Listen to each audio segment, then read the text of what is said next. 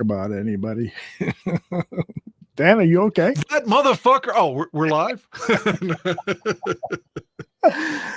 Yeah, I like to do this little cold open stuff, like give people a little tease as to what the mood is like for tonight's Dan and Aldo show. I've got the itchiest asshole on record. I'm bouncing around in my chair here. No, I'm kidding. I'm fine. I'm well. I'm good. You do sound a little hoarse. What's going on there? I don't know. I guess it's the change of season, that kind of shit. Again, it was really cold the other day. Then it's seasonably warm again, and it's just kicking my ass. My body's a pussy today. I sound a little bit like the late, great Reggie White right now. You do. He always kind of sounded hoarse or something. Another Christian fella earlier, a few minutes ago, you were talking about maybe converting to Christianity. I was saying that. Are we live right now? Are we on? All right, yeah. I want to give props to the Gaines Report, Tyler, man. Every time I talk to Tyler Ellis, he makes me feel like the world's a better place, and I was looking forward to being on with him last night, just for whatever reason, man. Just using iPhone data just wasn't cutting it. So, unfortunately, I couldn't be a part of the broadcast. Obviously, I love the other Danny and or the other Dan, and I've never met Mr. Shimon. Hopefully, we'll get that resolved in November. So that's right. He's going to be there with his sister and his daughter at the big event, which we'll talk a little bit more about in a couple of minutes. Let's roll our open and start the show, okay? Victory Tuesday. Yes, sir.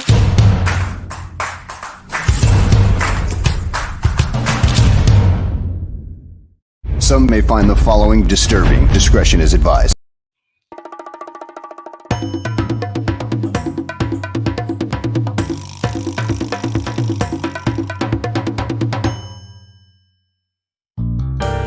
Put the children to bed. It's time for Dan and Aldo to bare their souls.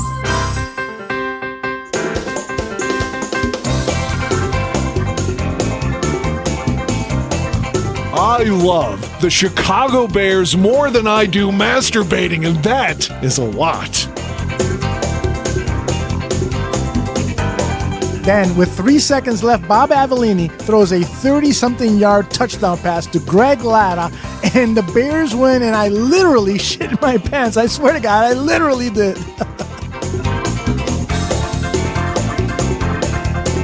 Eric Kramer, for me, I love the guy. He's a tragic figure. I mean, he embodies all that is. If they don't run the ball here, I'm going to vomit. I swear to God. Look, I don't mean any disrespect. He just didn't play that well. Not for a guy of his caliber. They won, but I'm going to be miserable all week because they stunk. I don't really have any recollection of that at all, but I guess perhaps I blacked it all out.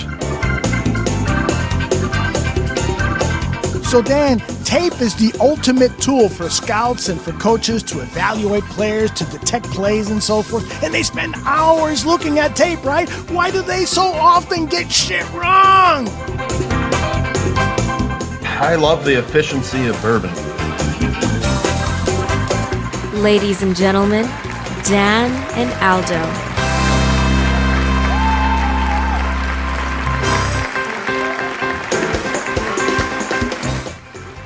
Oh,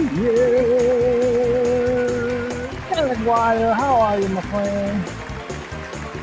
You got to be fired up about last night, right? You have to be. I am. You have to be. And I've heard no post-game coverage other than what I was trying to do with you all last night. So I didn't get to hear the pressers or what happened today. I've heard no reaction, zero. So other than what we're about to have right now from anybody else, other than maybe a brief text with the other Dan or something to that effect, but nothing on anyone else's reactions or press or anything. But let me start out and say to you, one negative, one positive. One negative, two AFC wins. That hurts. We still need more A in conference and B divisional wins because we're in it, man. You've seen Green Bay lose 3 in a row. More than likely they'll lose in Buffalo. We could slide right in there if you could beat Dallas, which is plausible. So Like, I'm telling you, I've said it all year. We're in it. We should be in it. Like, the parity of the league makes us in it. And if we can just get hot, man, and who knows? But that's a negative. The positive, I'm always critical of like how the defense just has these siestas and just lays down and disappoints us. When the Bears will score, they give up an immediate touchdown. Last night, they looked like the 91 Ditka Bears defense, not 85. Let's not go crazy. But every hit that they had some force. And it felt like they physically not only dominated, but sort of bullied the Patriots. I mean, they just looked except for 2 long pass plays, the Patriots looked like they were playing or fighting someone in a higher weight class. Mm-hmm. It was kind of amazing to me, the defense that, all season long, they've had teams run over them or fake them out with bootlegs and shit. And you're like, why can't they make an adjustment? Why can't they stop the run game? They did everything last night. They fucking did everything. That's the defense like I've been begging for. Please keep it up. That made my dick hard, period. I was going to ask if your dick was hard. Well, it's not right now at this moment, but but I'm saying, man, the defense looked fucking great, and that's not even touching Justin Fields. That's not even talking about the things that we were doing well on offense, but the defense. If they could play that defense, there's no questioning that we can get back in this thing. And that's not like, oh, well, you lose one week and you win this week and you get too high or too low. That's reality. If you can play that defense, there's no way you can't tell me that they're not at least in contention for a wild card. I was going to commend Mike North because on Sunday's Mike North's early Bears special, he said, take the Bears. I think they're going to win the money line. But if you don't trust me, at least take the 8.5 points and win yourself some money. And he was right on both counts. If you bet on the Bears and the points, you won. And if you bet on the Bears and the money line like he did, you won big. So I was going to commend him on that. But really, most of all, I want to commend you because you have been hopeful of the Bears making the playoffs since Nagy was fired. Really? As soon as they said that guy was gone, the bald fuck was gone, I was like, okay, that's what's been holding us back. He's been a malignant tumor on our scrotums. It's like whatever they did. It's like if you couldn't have kids and you're like, oh man, sir, your fucking swimmers just aren't good enough. And they did something like removed a mole or something, and now they're like, hey, your fucking cum is great. That's the way it feels without Nagy. You can make 12 kids. Go fuck. Wish that were a beer. That's a Coke. I was gonna say, it sounds like you're opening up a beer, but you don't drink. I may drink when I get back in Illinois, but we'll see. Yes, when we have our shindig Saturday, November 5th, you got to have a drink with all the fellows that are going to be there. And by the way, if you don't know what we're talking about, on Saturday, November 5th, we're going to be over at King's Entertainment in Rosemont. The first 2 hours are going to be barroom people only. As we celebrate our successes, and I offer a big thank you for everyone who's worked on the bar room. And then from 2 p.m. to 4 p.m., we're going to stick around. Many of us will stick around to greet any of the barflies that want to come in and buy us a beer. So buy Dan a beer. So who wants to take a picture with me just the way Manson did? Who wants to grab my balls? No. Any takers? Look how quick Tooch was on that. And I mean that literally. Any takers? We'll get Jenny to do it. But you see how fucking quick Tooch was on that? That's tremendous. That was actually me. I think I beat Tooch. Oh, you did it. I thought, well, whoever did that was great because that's completely on the fly. Pun intended. I gotta tell you, it's weird. I felt so happy about the victory yesterday, and today I'm a little bit more subdued because I start questioning things. I start wondering, well, was this kind of a fluky thing because Belichick is on the down part of his career, because the Patriots really aren't as good as people thought they were, because the Patriots really fucked up that whole quarterback thing. Can I interrupt you already? Please let me answer that. The reason why I don't think it is, and there's a couple things. They had already started the broadcast. If you go back and if you didn't catch this, early on, Fields threw an incomplete pass, one of those like horizontal little bubble screens to Mooney that just went awry. And they immediately showed a stat. They had prepared. Justin Fields inaccurate on 46% of his passes this year, more so than anybody else in the league or whatever, which makes no sense. They're not talking about completion percentage, but they're saying his passes go awry. So they were ready to jump on Justin Fields as soon as the broadcast started. They had it prepared and ready to go. So the narrative was Chicago sucks. Joe Buck and Aikman both kept saying things like, well, sometimes you go to a game and you think something's going to happen and the opposite happens. Ha, ha, ha, Joe, let me suck your dick. So they were all ready to tell us, man, the Bears suck. The point spread's 8.5 points. Man, the Bears suck. They just fucking suck, don't they? And then what else happens throughout the course of the game? Oh, they've benched Mac Jones and they brought in the Phenom. Oh, everyone's new favorite, Zappy, whatever his name, Bailey Zappy. And immediately he comes in, momentum switches, and 2 touchdowns. So the Bears overcame a narrative. They overcame rain. They overcame a road crowd, a team they've only beaten once since 1985, and they overcome a momentum shift and this new guy that the league was ready to jump on and say, he's the new Brady. Mac Jones is Bledsoe. So all these things were there that they wanted to tell you that this was the new kid in New England and that the Bears suck, and we overcame all of that. So I'm telling you, last night's win, Aldo, God damn it, it mattered. It fucking mattered. It was brilliant. I was going to applaud what you said, but Ginny's comment in the chat room saying that you definitely have balls of steel. I was telling her last week, I think my balls are like too big. I start to think they're like elephant nuts or something. I'm afraid one day I'm going to go to shit and one of them's going to be in the water. I remember when I was in my early 20s, I went to the doctor because my penis was like swollen to almost twice his size. And so when I told him that, that's never a bad thing. That's what he said. Just, so what are you complaining about? I thought you maybe ought to take a look at it. It's gone from 1 inch to 2 inches.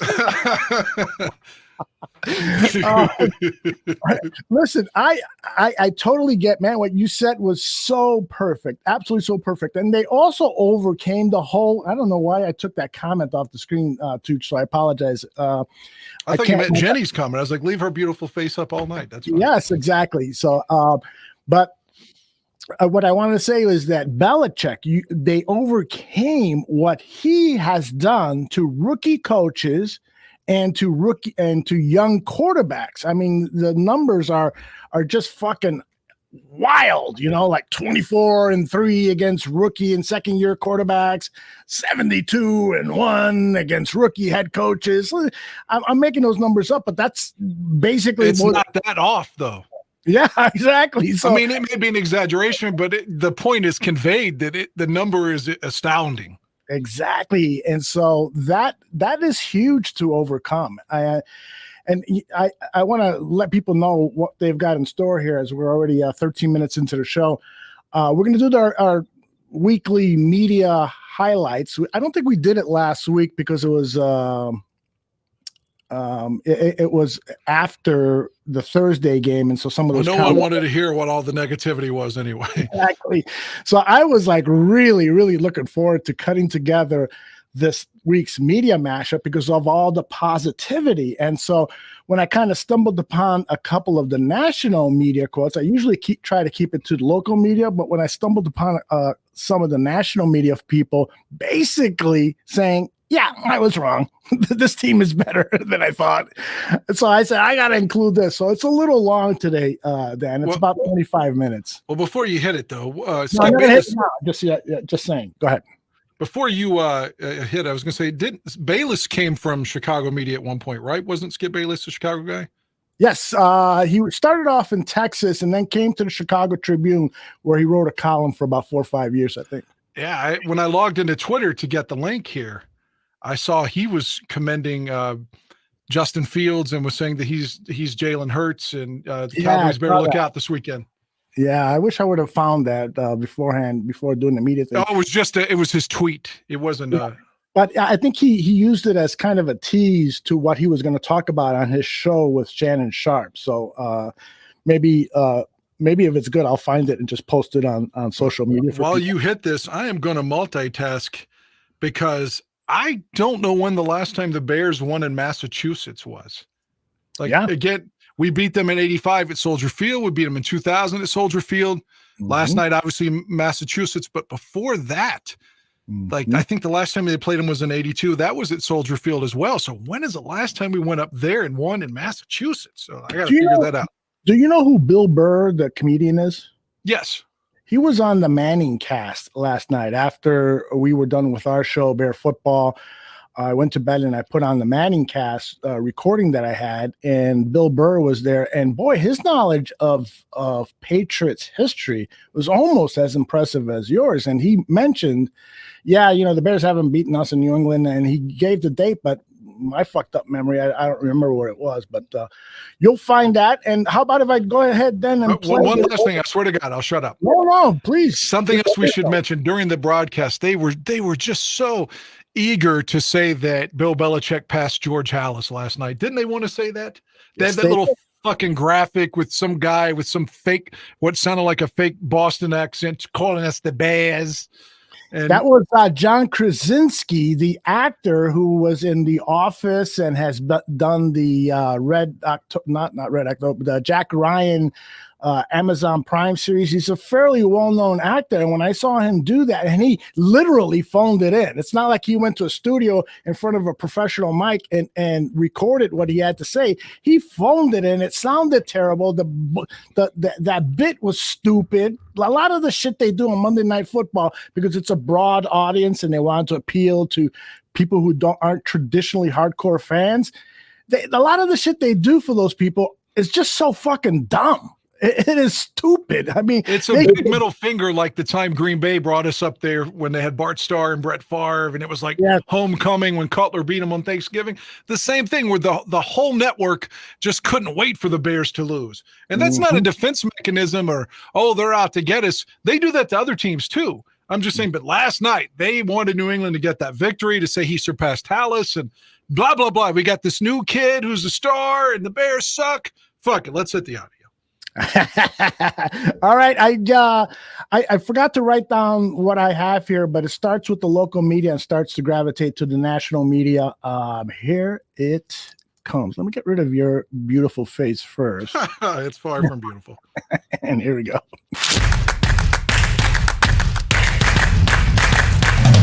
It was the best performance of the offensive line all year. Where the hell has Michael Schofield been at left guard? It's been a chronic, deficiency of the offensive line. Took an injury to figure it out. Well, but all that being said, the defensive line of the defense, it was their best performance of the year. All I know is that I think of 15 of the writers here in town. Every one of them picked the New England Patriots. Perception is not reality. This football team has got a lot to be proud of tonight. Okay. First of all, congratulations to the Bears. I mean, everybody everywhere, ownership, to them all. But here's what I saw tonight. Okay. And I think it's a long time coming. And I mean, if you go 5-6 weeks, and you're playing helter-skelter offense. And what I saw tonight were sprint outs. I saw bootlegs. I saw naked bootlegs. I saw play action. Which we hardly ever see. And the four people that I mentioned, Darnell Mooney, Khalil Herbert, David Montgomery, and Cole Kmet, you heard them in all 4 quarters of the game. And the most important person on a 53-man squad that has to be the leader and has to make it happen. There's only one, and he's got to be the guy. And tonight, he stepped up to the plate. Justin Fields was really the difference in this game. He was the difference. But if we can keep those 4 individuals, if we can hear their names for 4 quarters in running and catching the ball and attacking the field, and if we can get Fields, I don't want him as a designated runner, but to get him out of the pocket, sprint him out, bootleg, naked bootleg, move the pocket to the stronger weak side. That's what I saw tonight. And again, I don't think anybody gave him a chance, but I'll tell you what, I'm very proud of them. They met the damn challenge in a hard place to win, which is in New England against a great football coach, and they pulled it off, and I couldn't be happier because all those things I pointed out, I truly believe we have to do every week, and if we don't, we won't win. But if we do, I think we're going to give ourselves a damn good chance. Dad, do you hear Dan Hampton breathing? Dan always kind of breathes heavy into the mic. But he looks, if you see him, he still appears to be like in tremendous shape, though. But he does drink a lot, so. Oh, so do I. But I think that's what you were going at, right? You were worried about his health. Yeah, I'm worried about his health. I'm worried about every of the 85 Bears' health, because you and I texted each other, Mongo, I hope he lasts a year, but man, it doesn't look good. Every new picture I see of him, he's more and more gaunt. The next one is probably just going to be, I was going to say ashes, but I shouldn't say it. But I just feel awful for these guys. They gave so much joy to us Bears fans, and they don't sound healthy. A lot of them don't. Anyway, one quick follow-up before you hit this. Sure. I've gone, like, the merger's 70, right? So I think that was the first win the Bears have ever had in Massachusetts, because I've gone back to 70. Every time they played them in the 70s was in Chicago too. So I don't think they've ever won up there. I'm going to double check it again from 70 on right now, but go ahead. I'm multitasking. I wouldn't be surprised. Maybe Bill Burr was making a joke that I didn't get, but yeah, double check that, because that's something we need to talk about. All right, here we go, back to this thing. To have a winning season. And you know what? Somewhere George Hallis is smiling because his record is still intact. Subscribe to PFF, Pro Football Focus. As do I. For all you haters of Sam Mustipher out there. Oh, man. Here and we go. When we reported the other day, they're making a change. Musty to the bench, Patrick to center, Schofield the left guard. Thank God! Okay. Run block grades from last night. Number 1, Tevin Jenkins, 85.1 in run blocking. Number 2, Sam Mustipher, 81.0. Pass blocking, not even close. Number 1 pass block, Sam Mustipher. Sam Mustipher was their highest graded offensive lineman last. How about that? Yeah, blind squirrel gets a nut every now and then. Guess what? He did his job. Yep.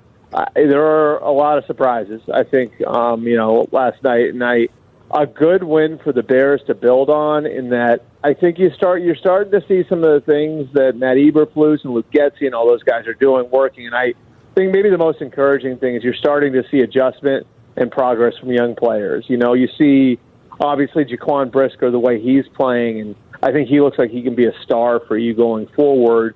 And he's a guy we knew about in camp, so it's a guy they ID'd early, and a guy that, has sort of given you something to build on. Kyler Gordon making play in the secondary there. And then, with Fields, I think the coach is showing flexibility to change the plan as they go on. You're sort of seeing how Justin's athleticism can really work to compromise the defense and make things easier on everybody. Believe I told Hoodie, I think I got this right, 12 design runs his first 18 games of his career, and he had 12 last night. It's something like that. It's close. Will this be who Justin will be for the rest of his career? And is that it's tough, if you're asking a guy to run that much. But we've seen other teams do it, and I think effectively what it does for you and your young quarterback is it buys him time to develop. I don't want to compare him one for one with Lamar, because Lamar is so much different. But you see the way that Lamar has developed as a passer, and there's no way Lamar develops as a passer, has the time to develop as a passer, unless the Ravens are doing creative things to buy him that time. Like, if they went out and tried to play him as like a drop-back passer from day one, he'd be off the team by now. You know what I mean? But they bent to do things that he does well, and in turn, that bought him time to develop as a passer. And now Lamar Jackson's a pretty damn good passer. You know what I mean? Like, I think that's what it can do for you. Is I think it buys the young quarterback time to develop. And I think it can work that way for Justin.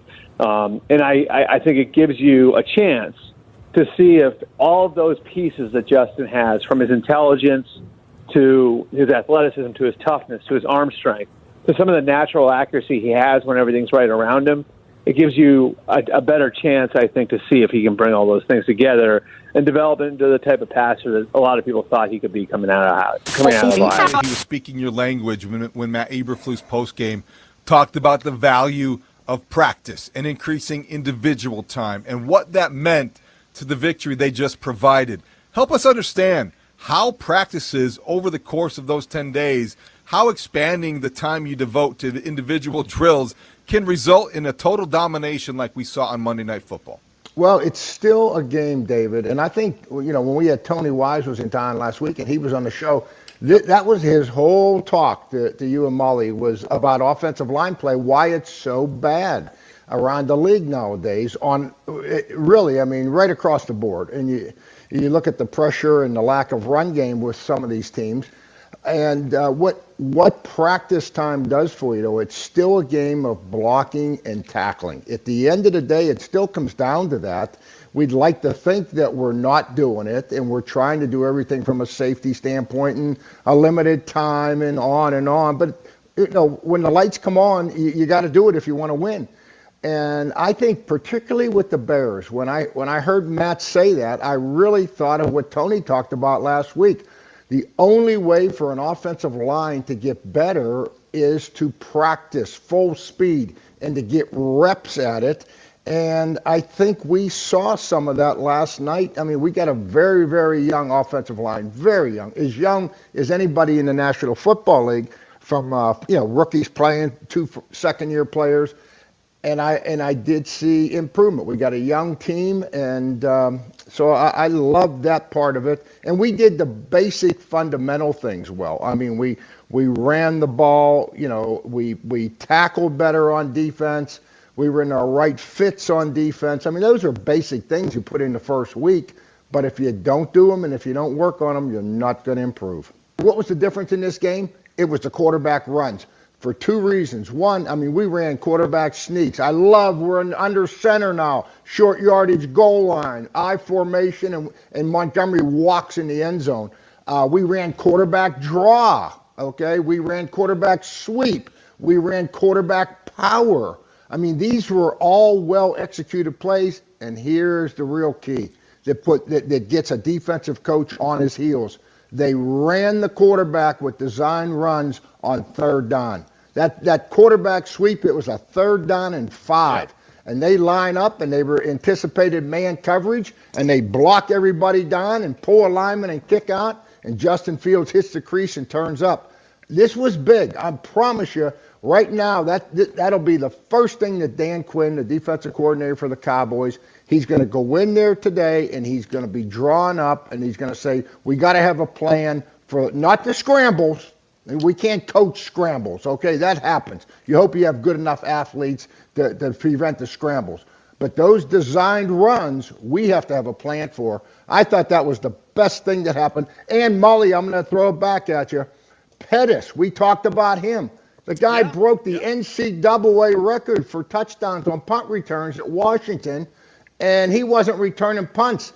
What he did yesterday, they gave him the ball in a reverse to let him return kicks. He's not a frontline receiver that's going to run great routes. Get him the ball that way, and he'll make a few plays. Hard-pressed to find a Patriots player who had a good game, but you had a great quote from Matthew Judon, who might be that guy. He had 2.5 sacks, and he had 3 quarterback hits, and he actually batted down a pass as well. And he said of Justin Fields, I think he was just keeping the chains moving. We kind of had no answers for him.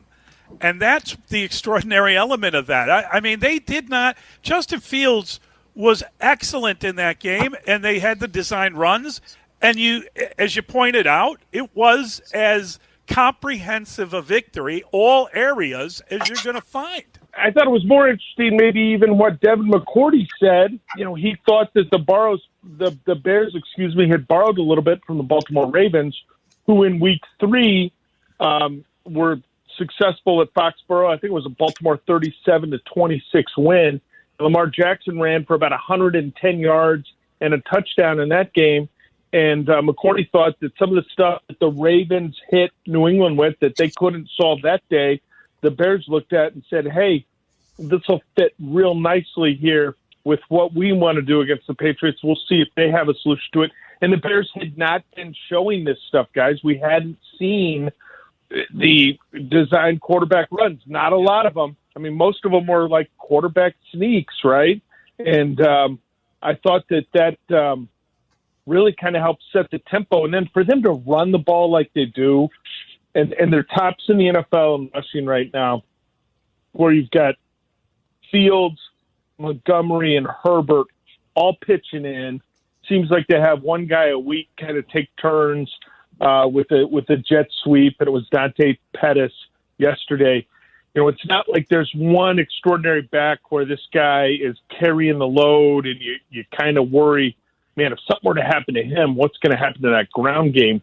They just spread it around so they've got fresh legs, and they continue to pound the ball. I think that was the 6th most rushing yards Bill Belichick's allowed since he's been in New England, guys.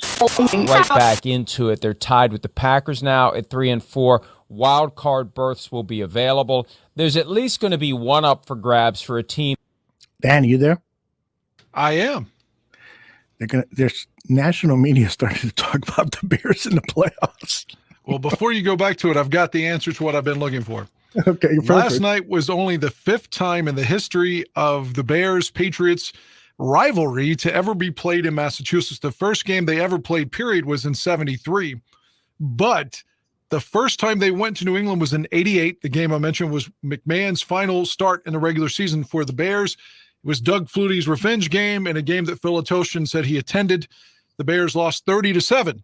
In 97, Rick Myers started. We lost 31-3. 06, Rex started. That's when Brady juked Urlacher. We lost 17-13. 2014, the Lamar Houston dancing game. We're down 50. I got a sack. Oh, there's my knee.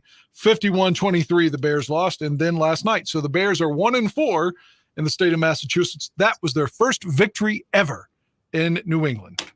Wow, Dan. Great research. Yeah. Fucking Tooch. He lied to us. He said something about Gillette Stadium. I don't know what the fuck. Well, that was the first game. Yeah, that was the 3rd game at Gillette Stadium. The other 2 are at Sullivan Stadium. Tooch is giving me the middle finger right now. All right, back to our video. That's at or around 500. Now, you need the Giants or the Cowboys to cool off a little bit to have 2 wild card berths in play in the NFC, but the Bears right in the thick of things, and this is a building block game. This is the perfect time to have a game like this. You come out of this feeling pretty good about yourself. Yeah. Now you got a short week. You got 5 days until Sunday, but you have to feel like this is a positive. Oh, and they get a chance to knock down the Cowboys a little bit because they go to Dallas. But, hey, we just won in Foxboro. If we won in Foxboro, we can give the Cowboys a run for their money. That's the mindset they have to take in there. They are building something there, and every week it's physical, tough, in the football game, no matter who they play. They outplayed Washington, hung in there with the Giants at 6-1, and it came down to the very end. We know they beat the 49ers, hung in there with the Green Bay Packers. But I don't know if you noticed this last night, Mike. Eberflus is really managing the game. Eberflus, in my opinion, looked like he was also involved in the play calling a little bit. Did you see how many times he was standing next to, Luke Getsy? Exactly. Thank you for saving me there. Where, he had his hand and he's telling him, he's putting his sheet over, hey, yeah, run the ball here. Or, yeah, I like that quarterback run here. And all of that. That to me, I saw that, and I'm going to go back. I make mistakes, but I'm never stubborn. When I'm wrong, I'm wrong. I didn't like Matt Eberflus being hired.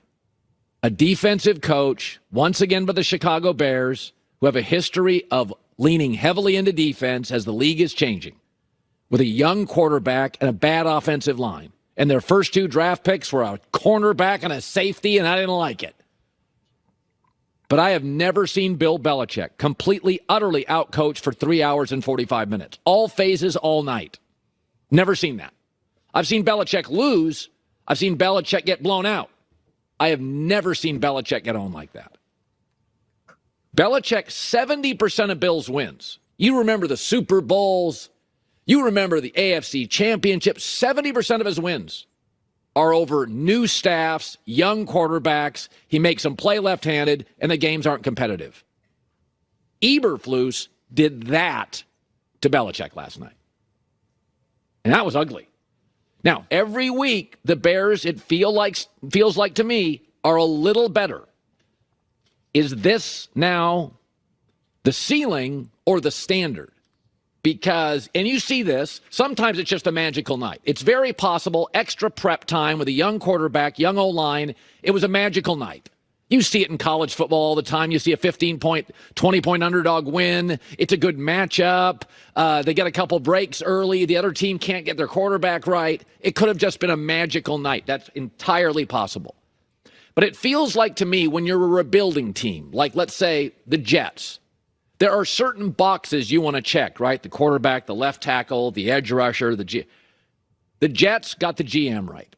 Joe Douglas has had back-to-back great drafts. I don't know if the coach and the quarterback are right. Who knows? But the Jets have checked a box. Joe Douglas, GM, check. New York Giants are rebuilding. We don't know about the new GM. We'll have to see, the draft picks. But Brian Daboll, the coach, check. The Giants have checked the coach box. They got that right. Denver, not so sure. And I look at the Bears right now, and I still don't like offensive line. They don't have enough weapons, but they got the corner, they got the safety, and I think we can check the coach. This looks like a fundamentally really well-coached team. And I got to tell you something. Last night, Justin Fields, 13 of 21, 179 yards, 85 passer rating. It is possible that's what he is. A very athletic kid that runs out of the pocket too soon, but can deliver strikes, can get it downfield. I don't know what he is. He doesn't look terribly comfortable in the pocket on a regular basis. But even with him as a defensive coach, Luke Getsy, the offensive coordinator, I like the game they call. I mean, think about this. Even with that offensive line and limited weapons, they had 24 first downs. They had the ball for 37 minutes and averaged 6 yards a pass. So the defensive-leaning organization and defensive head coach, that's pretty good with that offensive line. They even figured that out. But the Bears roster is pretty talent thin on the offensive side. But, and I say this all the time, if you hire a coach, can he get his side of the ball right? That Bears defense is playing above itself. I don't think they're that talented. I mean, they got a rookie corner, rookie safety. These guys are playing like Pro Bowlers.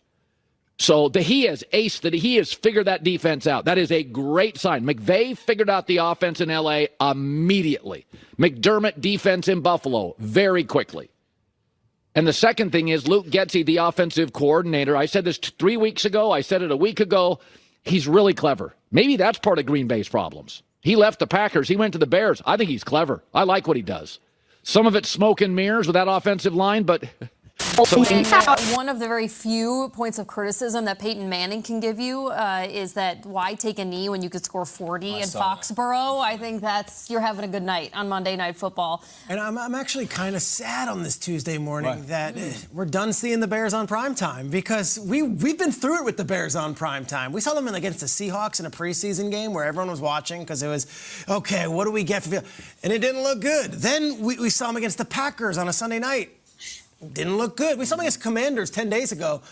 They got to the goal line, they got to the end zone, and they just couldn't put it in.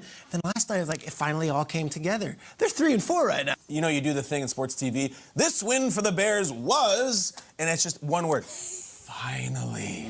And then several more words. What have we been waiting for? What are we doing? Like, why was this game plan, which is just beautiful, beautiful? Where has this been? Why wasn't Matt Nagy doing this? Why wasn't Getsy doing it in the first half of the year? It looks so effortless. And sure, he still takes tons of hits, and he gets rocked like every other play. But this is the guy they drafted. This is the guy they traded up to draft and gave it all the trades. It was so satisfying. Just, let's run them. We love Herbert. We love all these guys. But instead of sitting around looking for Cole Kmet and Darnell Mooney, like, I love those guys. Let's just run Fields. Yeah. Let's just do it in the red zone everywhere.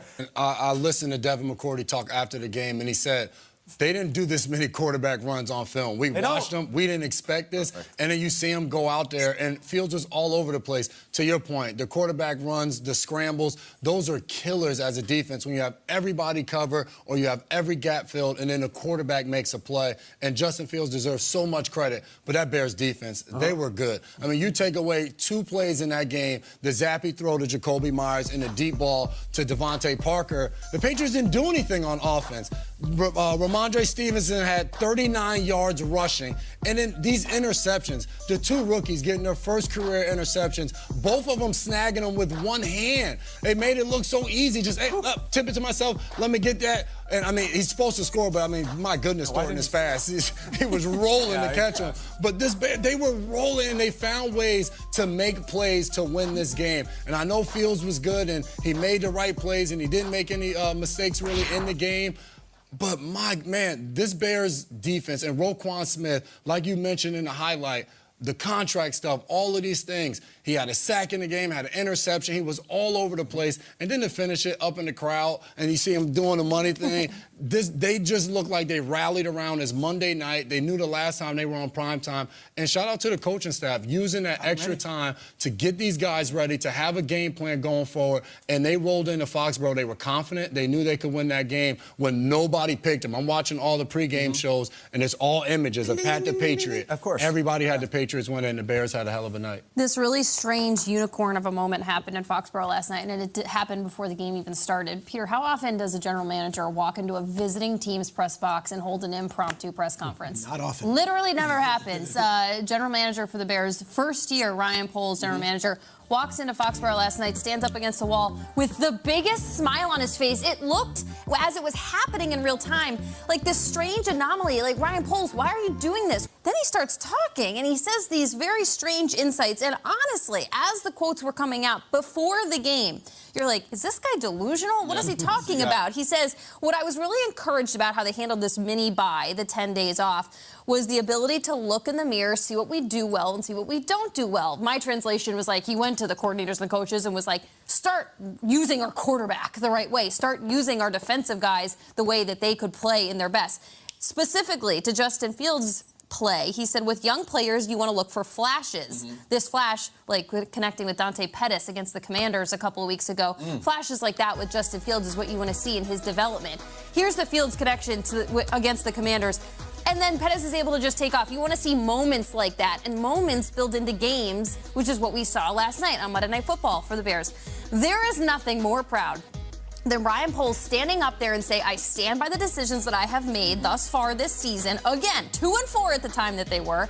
I stand by the draft picks that I did and how I've handled this team. Brisker. When you look at who picked the ball off last night, Jason just touched on this. Kyler Gordon, Jaquan Brisker, and Roquan Smith. Roquan Smith, the guy that said, I don't think I want to be in Chicago in August.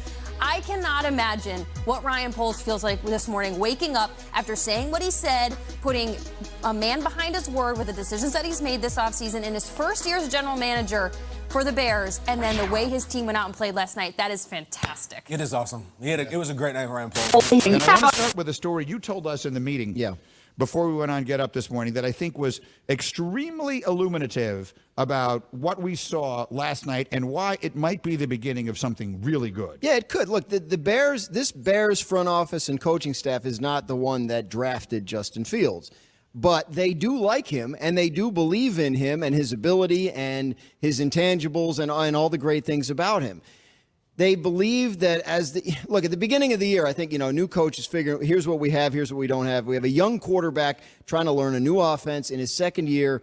Let's lean on the run game. Let's try and keep games, muddy and ugly and win that way. And it worked. They won a couple.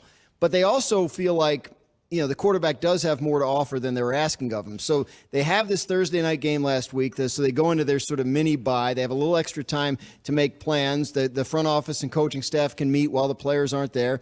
And, one of the things that comes up is we feel like Justin needs to play with more confidence. How can we put him in better situations to succeed? And one of the solutions was Let's get him on the move more. Let's design some runs for him. He's a very good runner, and he might feel more comfortable overall in a game setting where he's being asked to do more of the things he's good at. And maybe that translates to him cutting a couple of these throws loose. And because they think he can make the throws down the field, they know they're not protecting him very well. So, I mean, I think it showed up last night. It'll be interesting to see if they maintain it going forward as part of the game plan. They really should.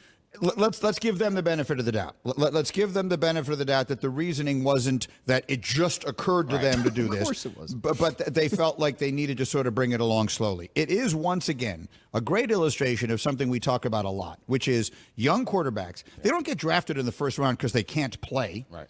But almost all of them have a particular skill set, and the rest of it needs to be developed. Right.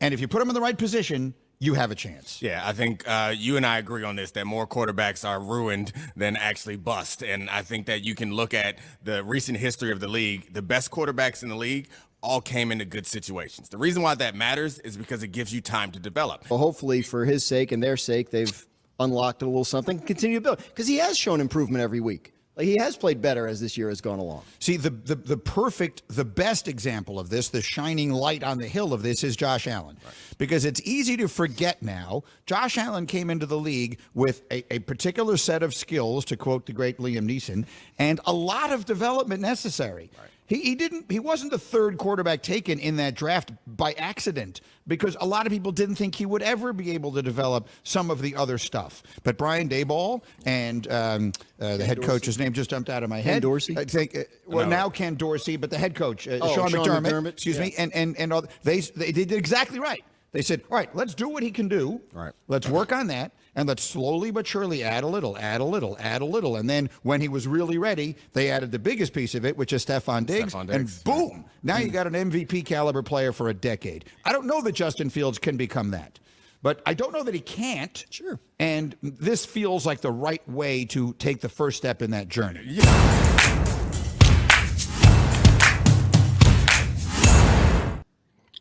Dan Aguirre, I need to know what you're thinking. Where should I start? First off, I don't like Mike Greenberg at all. Really? He's a duplicitous fuck. He let Mike Golick just drown. I mean, after they had, partnership for what, like 15 years? Mm-hmm. And he whores himself. What if John Madden would have been like, I'm too big for Pat Summerall now. Hell, I've got all these commercials. Fuck Pat. He didn't do that.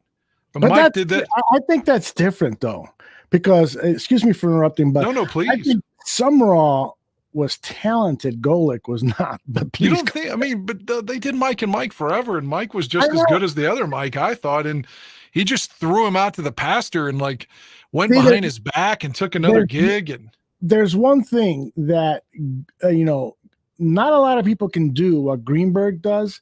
A lot of people can do what Golick does, and ESPN knew that and said, why are we paying that guy all this money when we can bring in Graziano, we can bring in all these other guys to interact with Greenberg. Greenberg handles the tough part. He's very fucking talented at what he does. And Golick is a good analyst, but those guys are a dime a dozen. They're like running backs nowadays. And Greenberg is a quarterback. But please go ahead.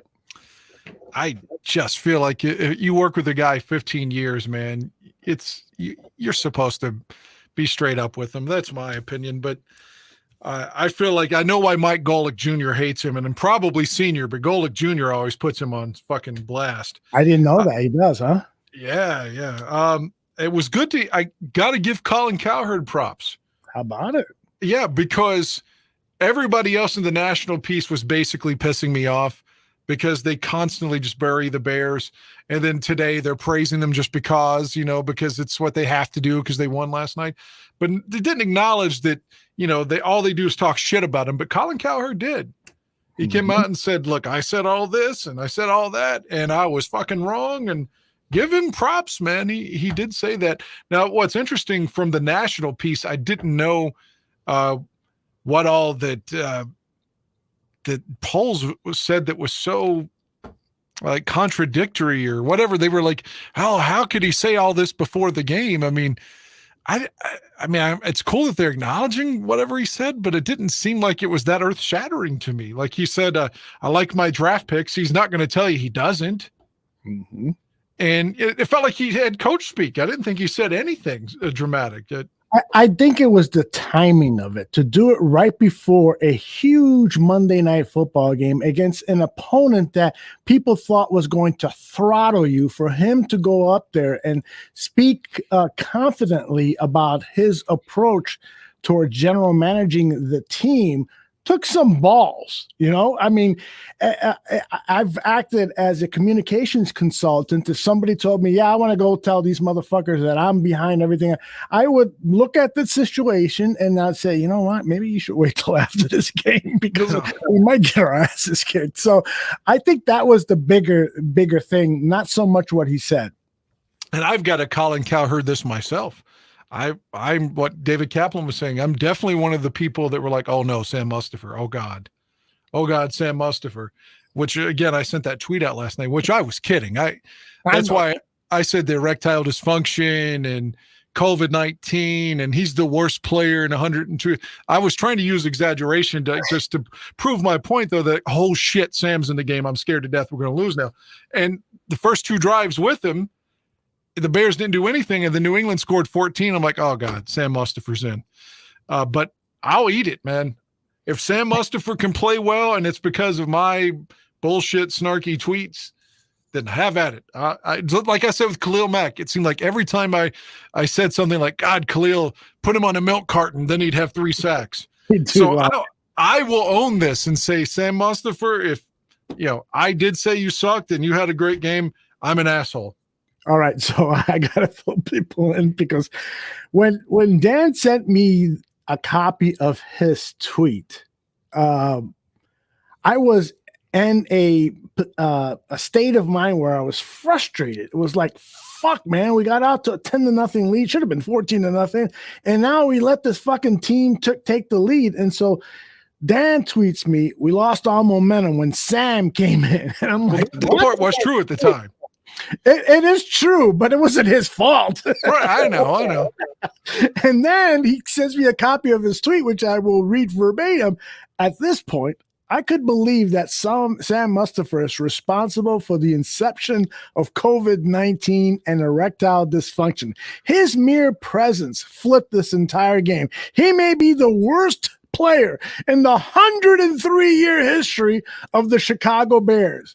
So I respond, that's an awful tweet. I can't endorse that. It's mean and without merit. So after I sent it, I said, you know what? Maybe my comment to Dan was mean. And without merit. No.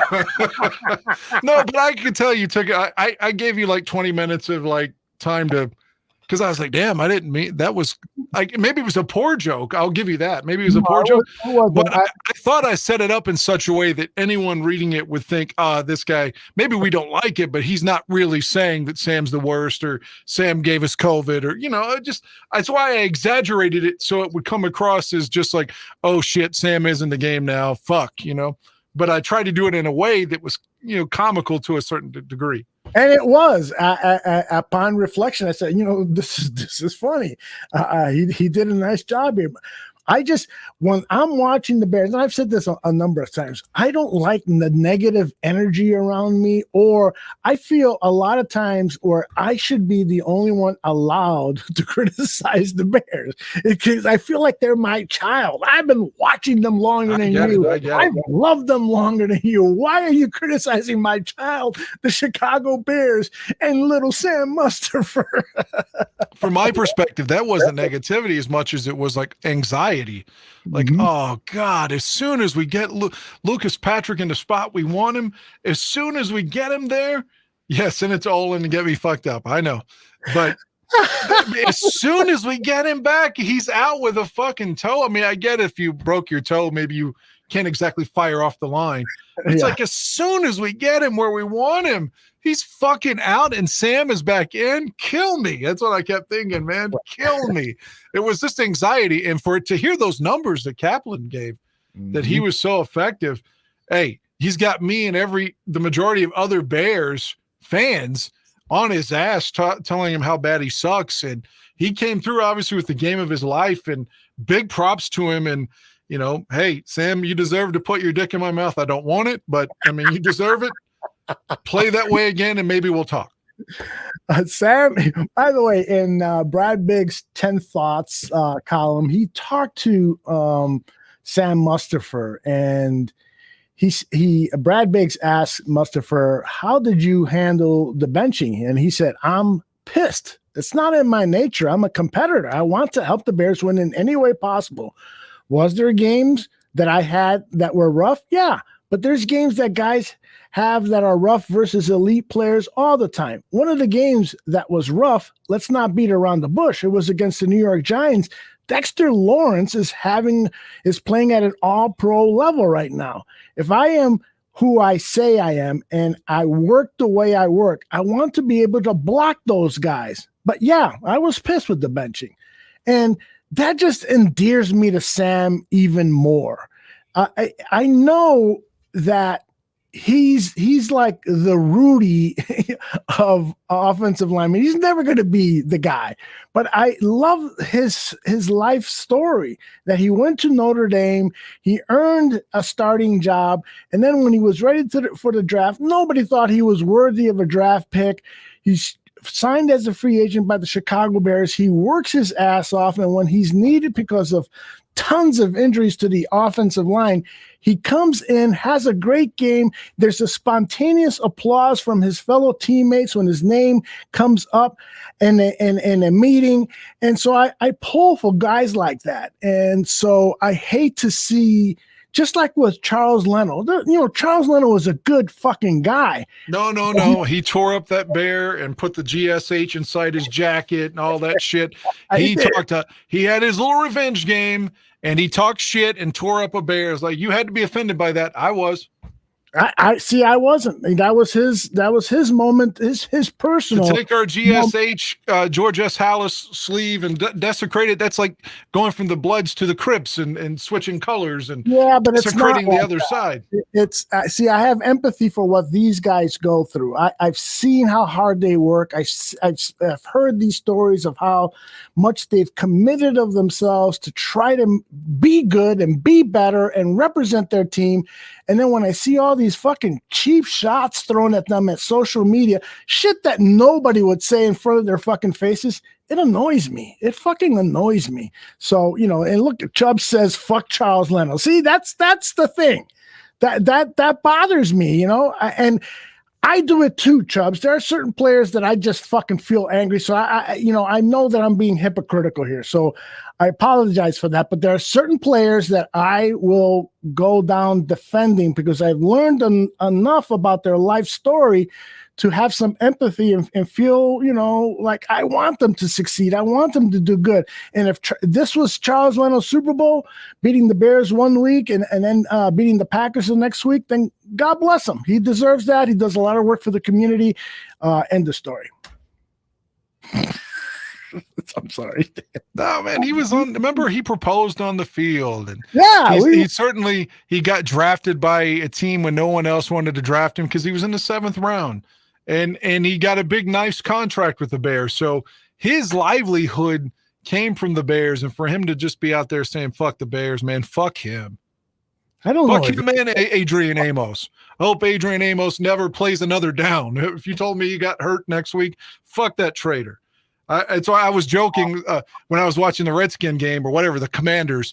I watched it really late after midnight because I was busy all day Sunday and cleaning and slept and stuff. And I was watching it after midnight at work. And I was like, man, the lady I was watching with, she got pissed at me. I was kidding. I was like, you remember the movie We Are Marshall? Remember they crashed?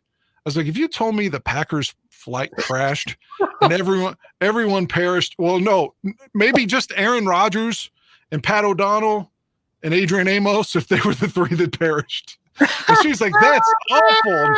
And I was like, yeah, I know. I'm a dick. I don't know, man.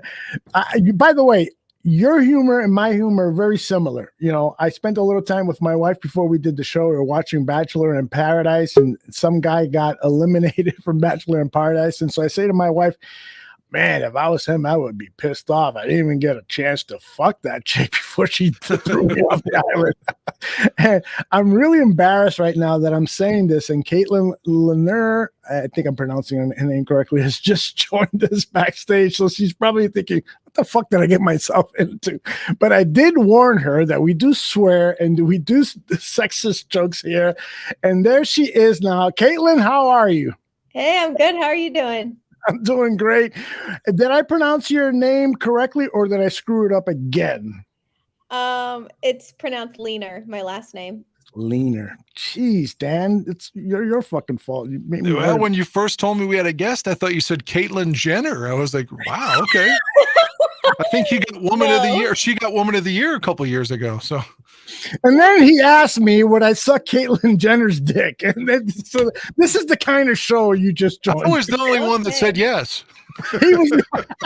Well, if you have to, along those lines, if you ever need to figure out how to pronounce my name, Lener rhymes with wiener. So there's that.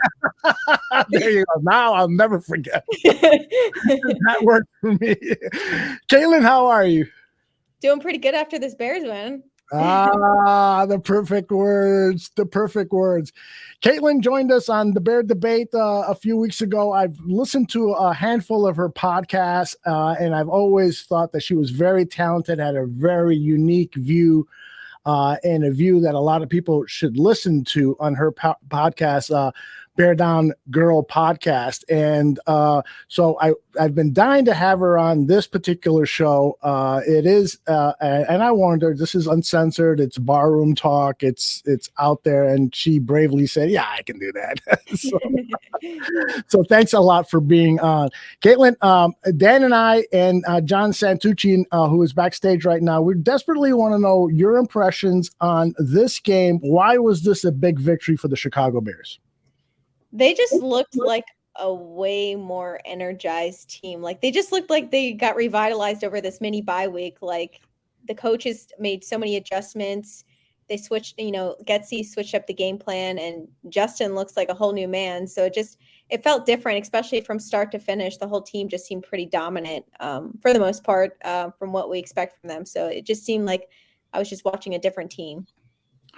Hey, Katelynne, I got to tell you, this is very, very weird because you come on and all of a sudden this sex workshop thing comes up on our chat room. Oh, wow. These algorithms are amazing. What they Go ahead, Dan. I know you got questions for Katelynne. Something I always ask everyone that comes on, and it's not because I don't want you to think, he's just asking me this because I'm a lady or whatever. If you were a male, I would ask you the same question. Like, so what made you a Bears fan? Like, who was your favorite player? Like, what made you think that's my team? It started as a kid. I grew up in Pennsylvania. I still live in Pennsylvania, so everything's kind of like Steelers or Eagles. I just kind of always thought outside the box as a kid and just kind of fell in love with the team. Definitely early 2000s, Urlacher definitely made me kind of fall in love with the Bears even more. And Devin Hester, which is kind of, that's like my favorite all-time player. Just doesn't get much better than him. He's definitely the GOAT at what he did. Dan, you got to tell her your feelings about Urlacher. We don't have to talk about that. But I love that Hester started the Super Bowl off with a touchdown. That still has never happened except once with Devin. So, yeah, and you said you were in Pennsylvania. I'm adjacent to you in West Virginia, and I can agree that there's Steeler fans everywhere. When I grew up, as either Steelers or Washington. So, yeah, but for me, it was Jim McMahon that made me a Bears fan. But anyway, Aldo, go ahead. Well, I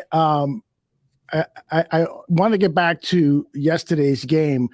Do you think that Justin Fields did enough to prove to you that he truly is the franchise quarterback of the Chicago Bears, or are you a little bit still? And I don't know if I'm phrasing this correctly, but are you a little more still guarded of where he could potentially end up as with the Chicago Bears?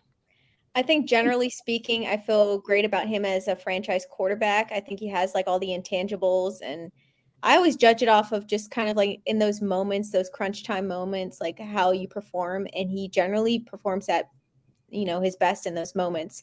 I think he hasn't been blessed with the greatest support system around him. I still think there's things he needs to work on in terms of reading the field better. Definitely was better this game, but it's still a work in progress. I think he still has some development there to do. And if he can continue to pick up like just NFL defenses, then he can be really special. But I think, he has all the tools. I think that if given the right support system around him, he could really flourish into our, superstar. I like that. By the way, you now have a new follower for your podcast. Chubbs82 says that he's going to give you a follow now. So good job, Chubbs. And I urge everybody else to give a follow to Katelynne. Katelynne, what is your Twitter handle? I want to make sure people on the audio podcast side have that. Sure. So the podcast Twitter handle is @BearDownGirlPod. Also @Katelynne Lener if you want to follow my personal Twitter account. So yeah, you can follow me there. Excellent. Another question for you regarding Justin Fields. I'll ask it on the other side of this comment from Coach Eberflus talking about utilizing Justin Fields on all these pre-designed run plays. There were a total of 12 of them that they designed for Justin Fields. And he was asked, is this something that we're going to see more of? Yeah, I think once you put it on tape, the guy's you have to defend it, and then you want to be creative in the ways that you do things. And you want to do it in a safe way, because it is your quarterback. You want to make sure you're doing that the right way. He's has to know when to do things the right way in terms of when to slide, when to get out of bounds, and all those things. And then, he has the unscripted plays, where on third down he drops back, and then, we'll take off for a first down, or even on first down do that. So I think it's very hard to defend. I've tried to defend those guys over the years, and it's very difficult. So we just have to do it the right way. And we got to be creative, which is how we do it. So we're going to do that. We're working on the game plan right now, so we're excited about getting that going. So, Katelynne, here's how I feel about that. Do it. Do it as often as you can. This is an incredible weapon that you have. I was pissed off at Nagy that he didn't have more pre-designed run plays for Trubisky. That was one of his strengths. He was much better running with the football than he was throwing it. And so Justin Fields, at this point in his career, that's his number one weapon. And hopefully he will progress to the point where he's throwing passes with smarts and throwing the ball away with smarts and doing all those things that a veteran quarterback, really good veteran quarterbacks do. But right now, his biggest weapon is running with the football. And I don't care, not that I don't care if he gets hurt, but there are ways to protect yourselves by running the football, run out of sidelines, dive and so forth, or slide and what have you. What are your thoughts of Justin Fields and having him have more pre-designed run plays for every game? I've kind of been all for that for a while now. I think, half the reason I feel like we drafted him is because he brings this different dynamic that defenses, it's hard to game plan against. It gives us a weapon, basically, another running back, basically.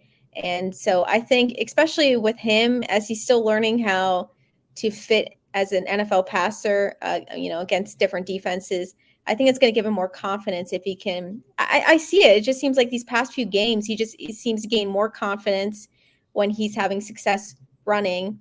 And I think if they actually design for those runs, it's going to be more probably safer for him because, sometimes scrambling, he just takes off and runs and he doesn't really care and he takes unnecessary hits. So I just think it should be a part of the offense in general, just because of his athleticism. Excellent. Dan, what that one run that you showed on the highlights where he kind of goes off tackle toward the left and scores on, the play I'm talking about. Yep. They ran that earlier this season. I can't remember which team, but it was to the opposite side and he got creamed. Mm-hmm. It was probably against the Giants or Minnesota. It was one of those, but they have tried that play before and it didn't work. So, I'll take all the praise we can as Bears fans to say our coaches did a great job, but it's not like they haven't tried to run him a little bit before, is my point. Mm-hmm. But again, to have the national media coming out and basically kissing the Bears' ass on this Tuesday, hell yeah, I'll take it, because I'm so used to hearing them just say we suck and that we're awful, and I take all that shit personally. So Chubbs is saying that the fucking assholes at Disney got me. Well, what are you talking about, Chubbs? Katelynne, I want your thoughts on the offensive line. Let's start with Sam Mustipher. Oh, God. I don't know if you were listening just before we put you on the air, but Dan and I were having a talk about Sam. I kind of feel sorry for the guy. I'm rooting for him because he's a guy I root for the guys that people, bitch about and complain about and so forth, because these guys are trying. They're doing things that I could never fucking dream or imagine doing, and this has been their lifelong dream. And so I'm really pulling for Sam Mustipher to do well. Is he great? No, but I don't want to fucking malign him, although like I said earlier, I am a little bit hypocritical because I've done it to some players before. But I'd love to hear your thoughts on Sam Mustipher and whether you think he could be a starting long-term offensive lineman for the Bears, or do you think that he's a fucking asshole?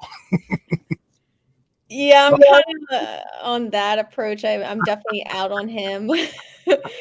I saw one play last night where he's like just basically like running around, not even trying to block anybody. And I've seen enough from him to know that he doesn't have it. And I mean, certain things, just like snapping the football, seems to be difficult sometimes for him. So I've seen enough. I don't really think there's any more that we need to see from him. I think we just need to find hopefully a replacement who can stay healthy. I agree. I agree with her. To me, I'm going to make an analogy. Sam Mustipher is like the popular, and I'm switching sports, he's like the popular 12th man on the Bulls. He's Bill Winnington. Oh, he comes in and makes a big dunk occasionally. And we love Bill Winnington because he's the 12th man and he's white and whatever. But, I mean, he's the guy you root for because he's like slow or he's not as good, or it's like, he's doing this with Down syndrome or something like that. It's just like, it doesn't make him, I mean, like she said, we've seen enough. We know he's not good enough to start, but it looks like unless Patrick's toe is going to heal before Sunday, he's going to start again. So I'll have to be a Mustipher fan, but I just fear he's going to go back to who he is next Sunday. Well, and I'm worried about Schofield at left guard, only because he had a absolutely great game yesterday. But what I saw in the preseason was a little bit concerning, and he was dropped and he was picked up only because Alex Leatherwood became injured, and now he's starting.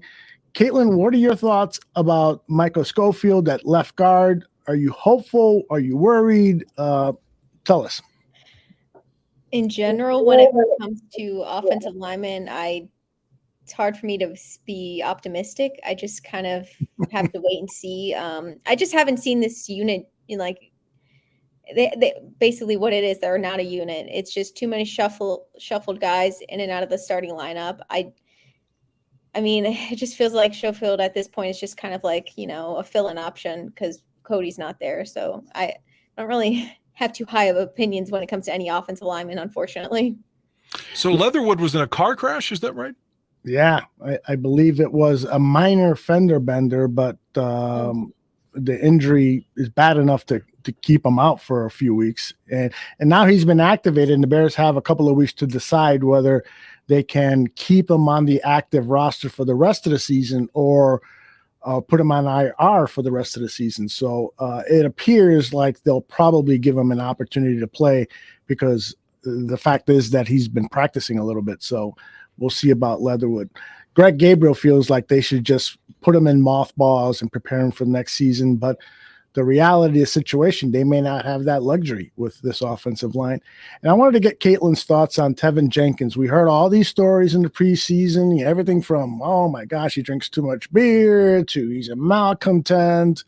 And then he goes out there on the football field and he basically flips the bird to everybody and says, I'm a bad MF. No, that's the guy you should be rooting for right there, Aldo. There you go. You're right. You're right.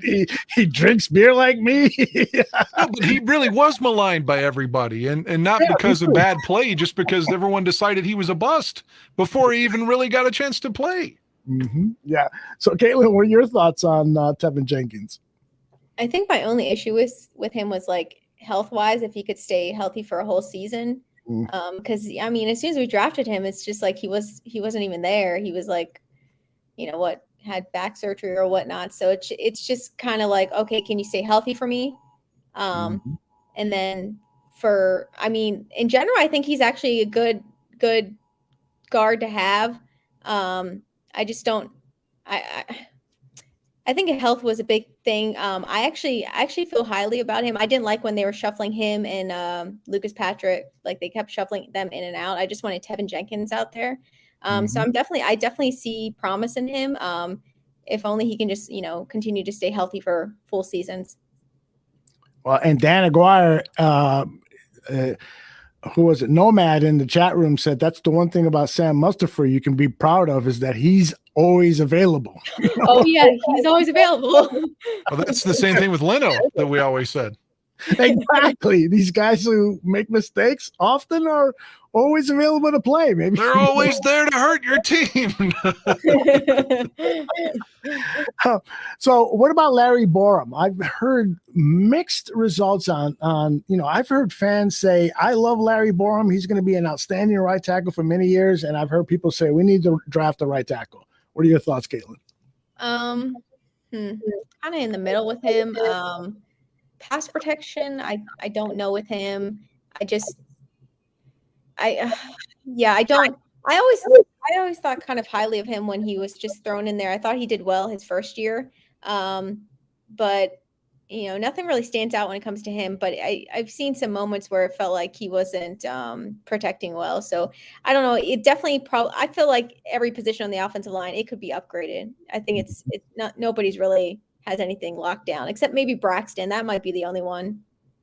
Yeah, he's been so surprising. 5th round draft pick, and he's playing the left tackle position. Of course, not without error, but he's with every successful block, he's issuing a promise. I'm your guy for the next 15 years at this position, and that's really encouraging to see. I pray to God that both Borum and Braxton Jones are tackles of the future, because then that way you can scratch that off that list of all the new players that Ryan Poles has to bring to this team. Wouldn't you say, Dan Aguirre? Well, Braxton, leading into, like we talked about, leading into Monday night, had given up 20 pressures. So again, I'm rooting for him and I like him, but I'm not sold on him yet. And if you told me next year that, just out of sheer competition, that Ryan Poles drafted a left or right tackle in the first couple of rounds, I wouldn't object to it and say, that's a terrible pick. Because, if they end up turning into be studs, like you said, for a decade, then we'll take it. But it also, competition makes people better, right? So if they drafted another tackle, I wouldn't object to it at all. Yeah, it's interesting about Braxton is that, first of all, I'm impressed by his incredible intelligence and the way he answers questions. He's very self-analytical. He knows where he's doing bad things, and he will openly talk about it. And and he also has a very constructive approach about how good he can become in this league. And he knows that he's got to build some more muscle mass. Most rookies, when they come into the NFL, they're not ready for these power bull rushers, and some of the skill position players. They're not ready for the speed of the game. And so watch what's going to happen to Braxton Jones in his second year. And I bet when we go to training camp over at Halissaw and we see him, we're going to see a different body on this guy. And the results are going to show up anytime anybody tries to bull rush him. So he's going to get better and better. I feel more confident in Braxton Jones than I do Larry Borum. Yeah, I would agree with that. And Larry's a good guy. He's a hard worker. He's got a good head on his shoulders. And I'm wishing maybe him. Larry Borum is our Kurt Becker.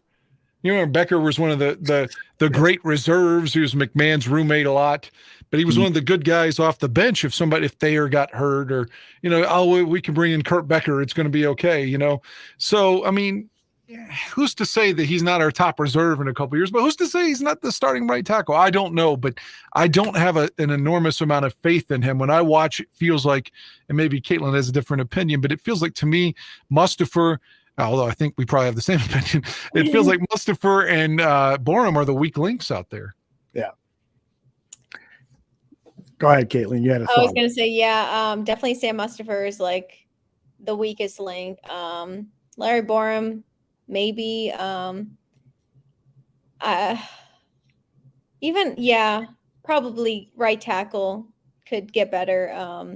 But I don't think Larry Borum is as bad as Sam Mustipher. I agree.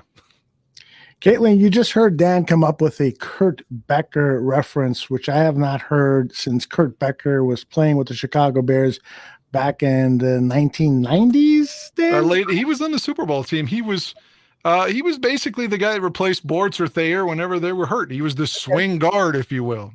Okay. So, Katelynne, how well versed are you on Chicago Bears history? Because if you are, then you and Dan can do the rest of your segment together. He's so good at this stuff. It depends. I guess it just depends on the players. I don't some lower tier players I'm not good. I don't have like good recollection on. Mm-hmm. What year did you start following the Bears? So, probably 2000s is when it really, like, as a kid, it kind of became like a major thing. So it really, the Urlacher era was really how I got introduced to the Chicago Bears. All right, Dan, tell her about your feelings about Urlacher. You really want me to say this? Yes, go ahead. Destroy her. Destroy her heart. Destroy her affection for Brian Urlacher. All right. Okay, no, keep in mind, he was the rookie of the year in 2000, and I was like, this kid can fly. And I bought his jersey midway through the 2000 season. So on paper, I was like, what a great pick. He and Mike Brown, they're fucking phenomenal, you know? So I started out as a fan as well. Okay, by 2003, again, I'm not the morality police, but this is where things started to crack. By 2003, he's married, you know, but he's got Paris Hilton at the game and flaunting. Like his wife allegedly didn't even know he was fucking her, but he brought her to the game. And ABC's like, oh, look, there's Paris Hilton. I was like, God, what an asshole to do that to his wife. But that was the first thing. And then a couple of years later, after the Super Bowl loss, it was just like he had all those condescending one-worded answers to the press. They could be like, hey, Brian, how are you feeling today? I'll go to foxsports.com. Go ask Jay Glazer. And I was just like, what a dick this guy is. And then by 2008, he had a lady that he had children with, because there's like 8 of them, I think. Or is that Adrian Peterson? I think they're the same. I don't know. But then she was alleging that Urlacher was intentionally doing strange things to his children, like he was painting the boy's toenails and trying to get him to say things like, oh, that's pretty, and I love pink. And his mom was incensed, saying that he was warping the kid's sexuality. And I was like, what a fucker would do that to a small child? And then we trade for Jay Cutler. Thank God we got a quarterback. As soon as the trade happens, Urlacher hurts his wrist in week 1, out for the season. Out for the season. A whole season, he's sitting there in the back bitching about the Cutler trade. I liked KO. I like Cutler's throwing bad passes. The day of the trade, he and Bobby Wade were saying, Jay Cutler's a pussy. Anybody that knows Jay Cutler, anyone has to take their blood sugar every other fucking minute on the sidelines, knows that man's not a pussy. And he had a lot to do with the dissension in that locker room that didn't embrace Cutler when he got there. And then, you know, I was still rooting for him, but all these things combined, whether it be affairs or alleged child abuse and the stuff with Cutler. And then years later, I don't want to talk about politics, but he and our politics are completely opposite. So yeah, I just think he's a bad dude. I think he was great in 2005, and he was great in 2006, and he was great in 2000. He was great in 2001. But other than that, he was okay. He was just okay. I didn't think he was a first ballot Hall of Famer. And I think in 2001, he needed Ted Washington and Keith Traylor to be great. My rant's over. Fuck. Everyone's going to disagree with me. I get it. I'm the asshole here. Katelynne, go ahead and call him an asshole. I would say recently, actually, my opinion has changed. Just Urlacher. Sometimes, like, it's hard for me to separate the person from the player. So if the person I can't agree with, it's hard for me to root for them as a player. So I totally get recently. Some of the stuff you bring up, I'm like, I did not know this happened. This is news to me. It's true. I've checked it. Yeah. Yeah. The Chicago Sun-Times printed that story about the alleged child abuse. I'm not making that up. Wow. And I don't hate him because of his politics. I started disliking, somebody put that in the chat room. I started really disliking him with his one-word condescending answers all through 07. And then in 08 with the child abuse thing, I thought, God, who does that to a child? And then when he called Cutler a pussy the day of the trade, when everybody else was happy, oh, God, we got a quarterback. And he and that bum Bobby Wade are talking shit. And the whole 09, he's talking shit while he's hurt about Cutler dividing the team. That's when I started not liking Cutler. It's not about his politics. Or not Cutler, I'm sorry, Urlacher. Like, look at Jay. Jay's a Republican. I love Jay. See, you don't have to line up with me politically. I love Cutler, and he and I disagree. So, yeah, he loves Johnny Santucci too, and they disagree politically. So, I do love John Santucci. It's very, very fascinating topic, and the key word that Dan used throughout his rant there against Urlacher is that these are alleged allegations. These are allegations. Nothing has been proven. Nobody has sent him to jail or anything like that. It's just people. And sometimes, when you're angry at somebody you love or somebody that was a good friend or whatever, sometimes people say things that aren't true. But I believe that. Anyway, all right, Katelynne, I want to ask you about this upcoming game against the Dallas Cowboys. The thing that worries me the most is Micah Parsons. This guy is an incredible. He's like Lawrence Taylor. I'm worried a little bit about Justin Fields. I want Justin Fields to run with the ball, but I want him to run away from Parsons because that guy is a beast. What are your overall thoughts about the Bears and Cowboys? So I'm kind of on the same page. Like, for me, like Micah Parsons, that's the player you want to like watch at all times, see where he's at. I do worry because he's so elite. Even if we put multiple guys on him, I feel like he's one of those guys. He's going to find a way to get to the quarterback. And Justin, I think his issue sometimes is he holds on to the football for too long. He kind of invites hits sometimes. So I'm worried, especially with elite defensive player and Micah Parsons, how protected and safe Justin can be. So I think that's going to be the biggest challenge. But maybe if they just keep Justin moving outside the pocket, more designed runs, I think that could help. Mm-hmm. So what's your general feeling about the game? Do you think that the Bears, well, right now, Vegas has already set the odds. They're giving the Bears 10 points. I'm like, yeah, okay, I'll take that bet. I bet on the Bears to cover the 8.5. Do you think that the Bears can come within 10 points of the Dallas Cowboys, or will you go even further and say, I think the Bears can outright beat the Cowboys? I think the Cowboys are one of those teams that they can always be upset. I don't really fear the Cowboys just based off of history. So I think any given Sunday, really, for them, like they could be beat, especially like Bears fans travel really well, and I think there's going to be a lot of Bears fans there. That's what I think is going to happen because generally speaking, like every time I watch them in Dallas, it feels like I see a lot of Bears fans. So it's not going to be like a crazy atmosphere. And I think the Cowboys are, like people say, an accident waiting to happen sometimes. So I feel like I don't really fear them as, maybe on paper they're a good team, but I feel like they can be beat. So I think the Bears could possibly beat them, and it wouldn't be a surprise to me. I love that response. It's pragmatic. It's level-headed. It's not a fangirl. Before you go, I'm sure Katelynne remembers these games. Sure. Most recent history, I recall Josh McCown lighting them up the night that Ditka got his jersey retired. Remember the "Go Bears" soundbite? But that was Chicago. We of course Sundays in Dallas, but we won that one about like 45-28, something like that.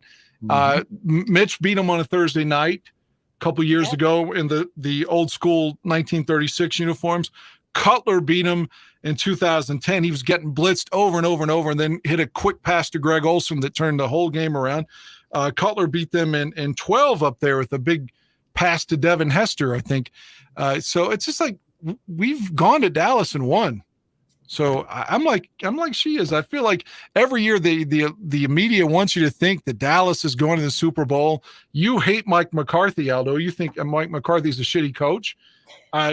God, why couldn't we go in there and win? I think the Bears can win. I agree. I'm not arguing with anyone on that. I do believe that it's quite possible now that this Chicago Bears team can fight for a playoff spot. Part of it has to, and I was not saying that at the beginning of the season, but part of it has to do, I know you were, I applauded you for that at the beginning of the show, and I will continue to do it to the day I die. You were such a believer. But my feeling is that it's not so much that they have the talent to compete. It's just that this league has become so mediocre. The parity. I saw some people in the chat room talking about their offensive line play throughout the league is pathetic. You look at a guy like Sam Mustipher, he's trash. Chicago Bears fans consider him trash, but I bet you another team, if he was dropped by the Chicago Bears, I bet you another team would pick him up immediately. You look at James Daniels.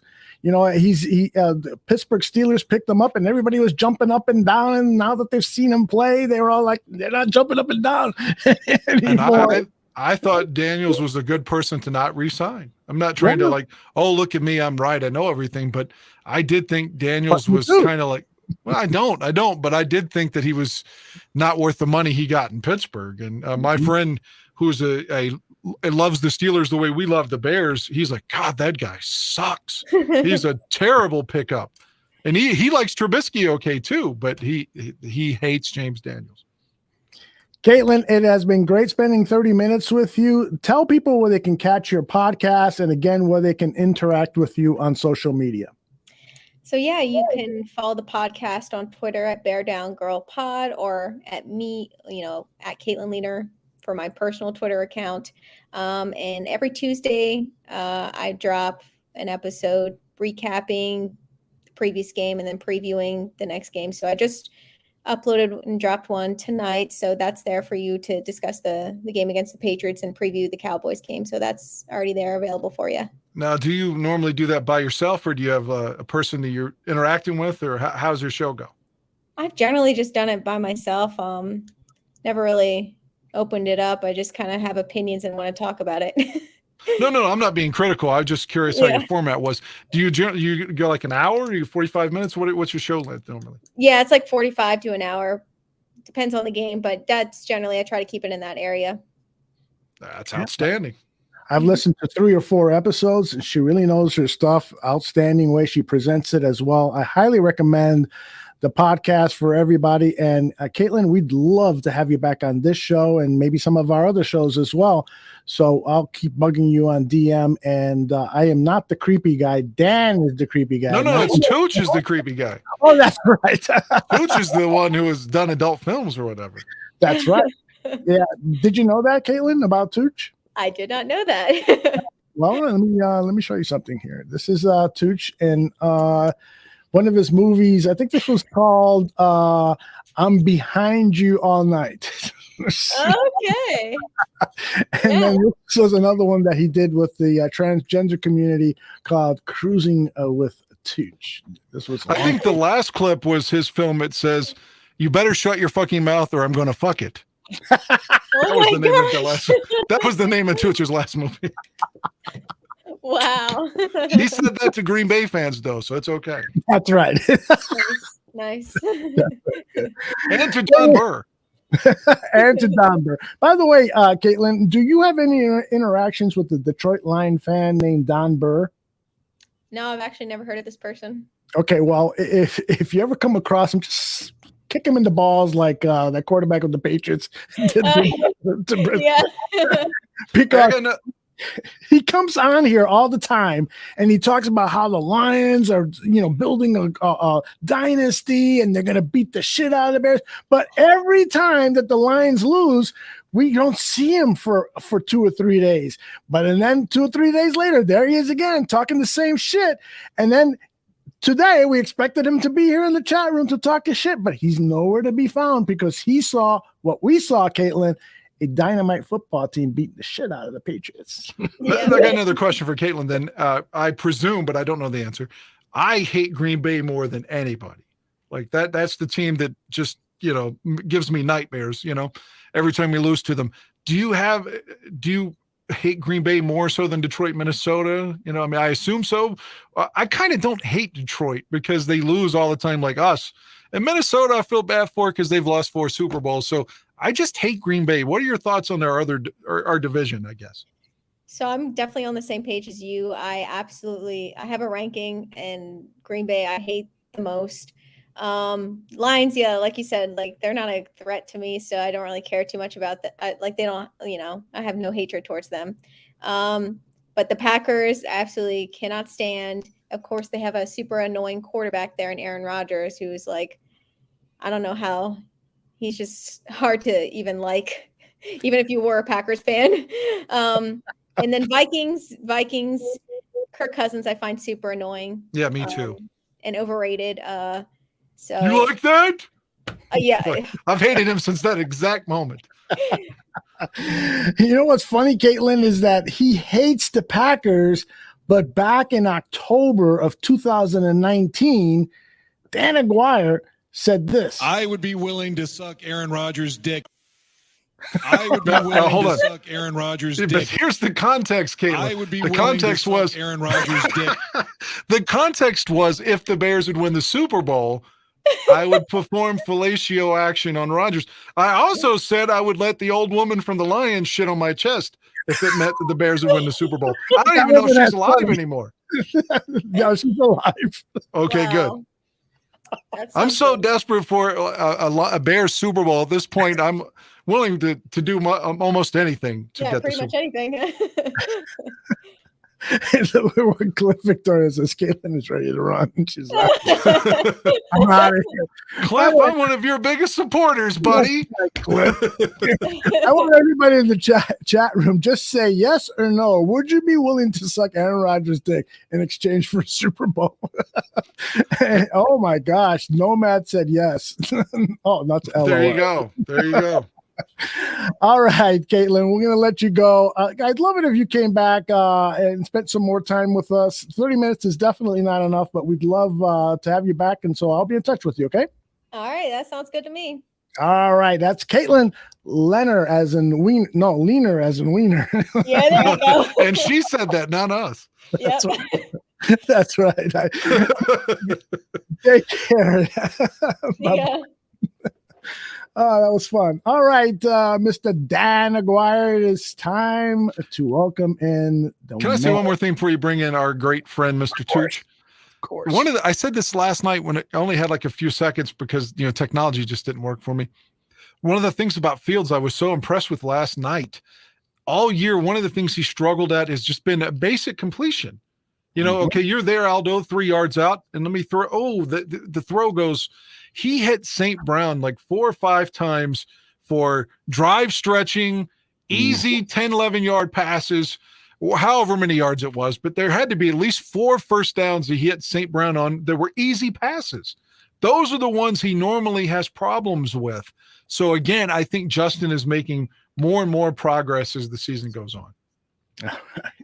Yeah, Tooch says the free play for tonight is Equanimous St. Brown over 11.5 yards receiving. Wow, did he really tweet that last night? He did indeed. Look at Tooch, man.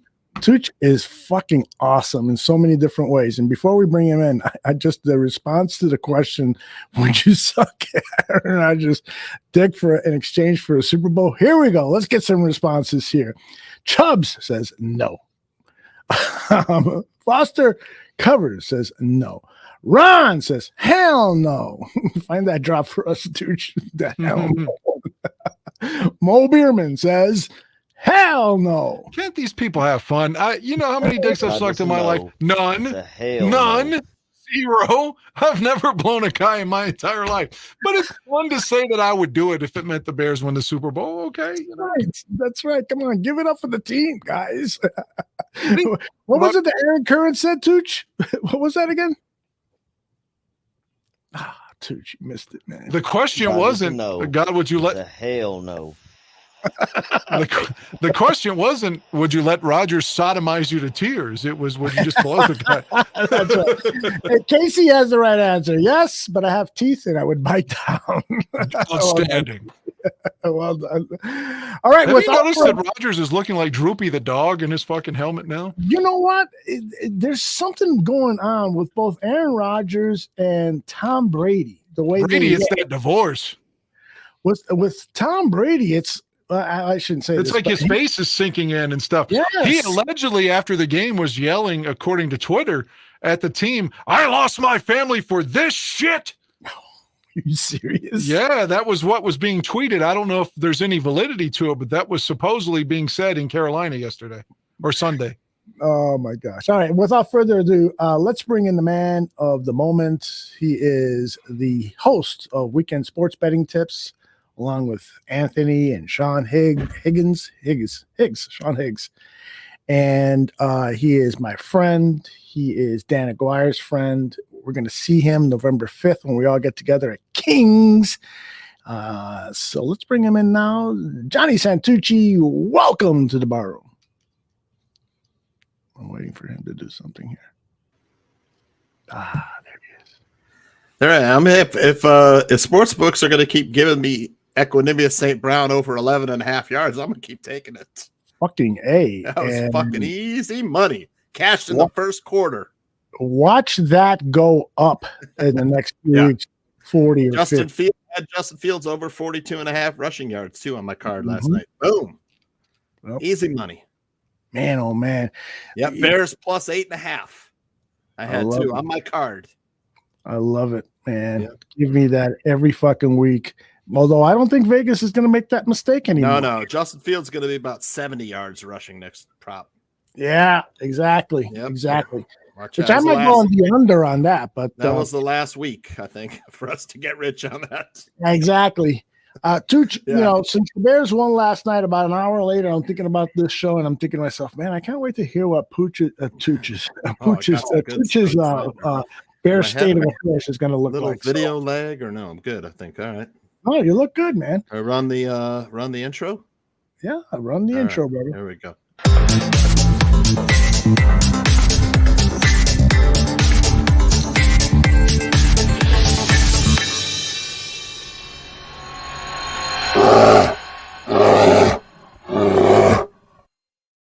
Hair always makes me laugh. All right, here we go. Bears State of Affairs, Week 6, breaking all the commandments. Week 7, Club Hydroplane 2 Electric Belichick.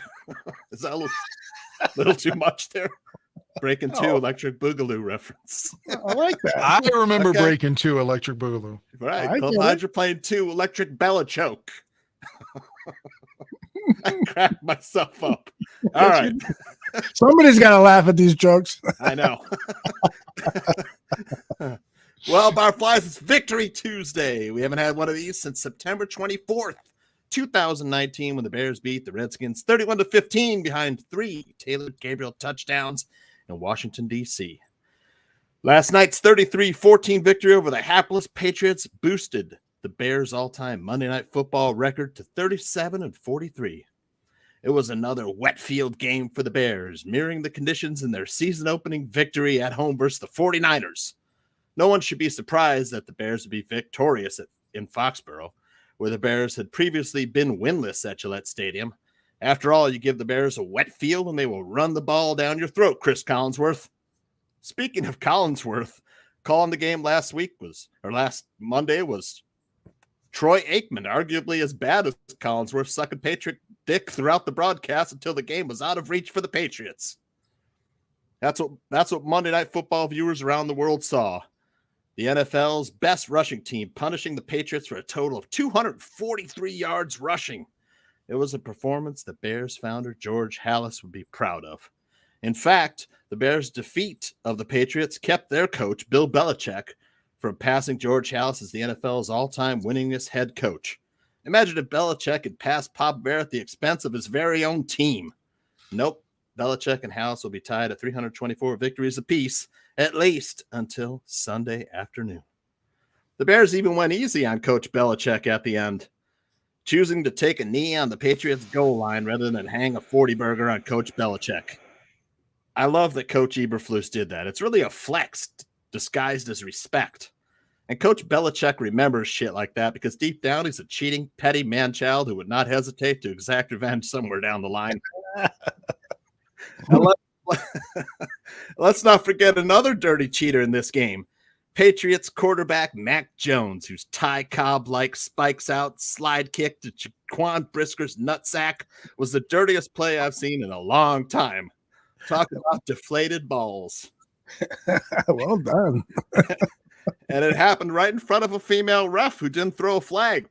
Probably because she couldn't appreciate the pain Brisker. Brisker got his revenge, though, with a beautiful one-handed interception off Jones. And it's not like we haven't seen Mac Jones do shit like this before. Remember his blatant left leg tangling tackle on Panthers defensive lineman Brian Burns last season? Yeah, he's the dirtiest player since Ndamukong Suh.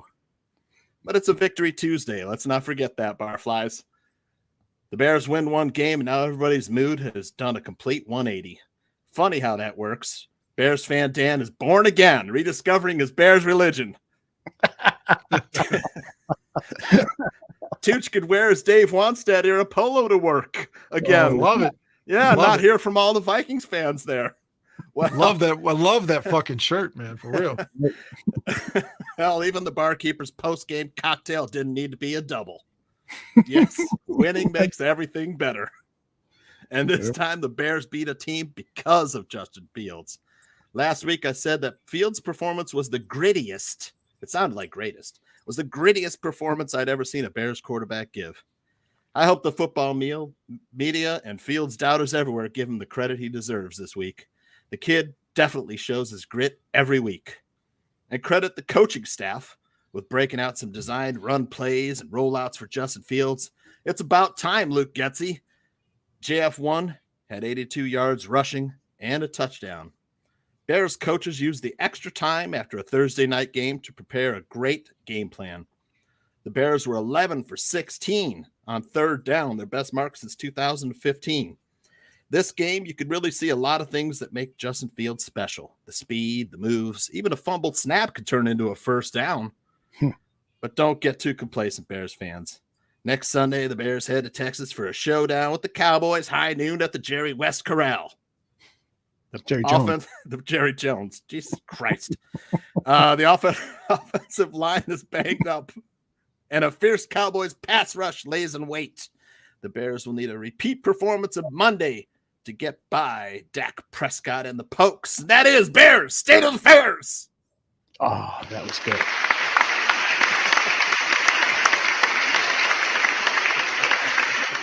I enjoyed it. What did you think, Dan Aguirre? Yeah, of course. I enjoyed the Wani shirt more than the actual bit, honestly. That's not a slight at the bit. I just love that era of gear.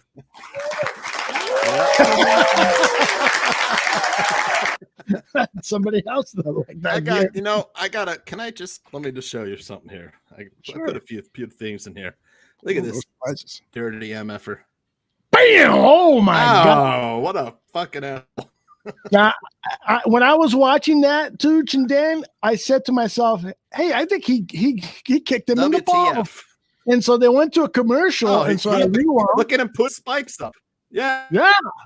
I mean, I think nobody said anything in the broadcast. Look at him put his spikes up. Yeah. Look at that. I Boom, thought it right was in the the nuts. abdominal muscle when it was live, but then I quickly saw that everyone was saying it was in the balls, and I rewound it, and I was like, "Damn, he really did!" And it looked like he did it deliberately too. Yes, I think. Yeah, he totally did it deliberately, dude. He sticks his foot right up in the nuts. Look, here he is in Panthers against the Panthers last year. What a bitch this guy is. He's done it before. That's why he's going to lose his job. And fucking he sprained bitch. that guy's ankle.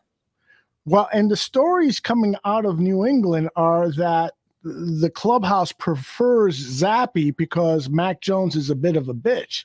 And so, that's something to consider. But I did not know that he had a history of using his legs on stuff. Real quickly, Jerko on ESPN 1000 said that sometimes your cleat will get stuck in the turf, and then in order to kind of make sure that you don't strain a ligament, you kick your leg forward to stop yourself from getting injured. And he thought that's what Mac Jones did there, but I don't know, man. That looks deliberate. Yeah, I thought so too. And I kind of lost my train of thought what I was going to say.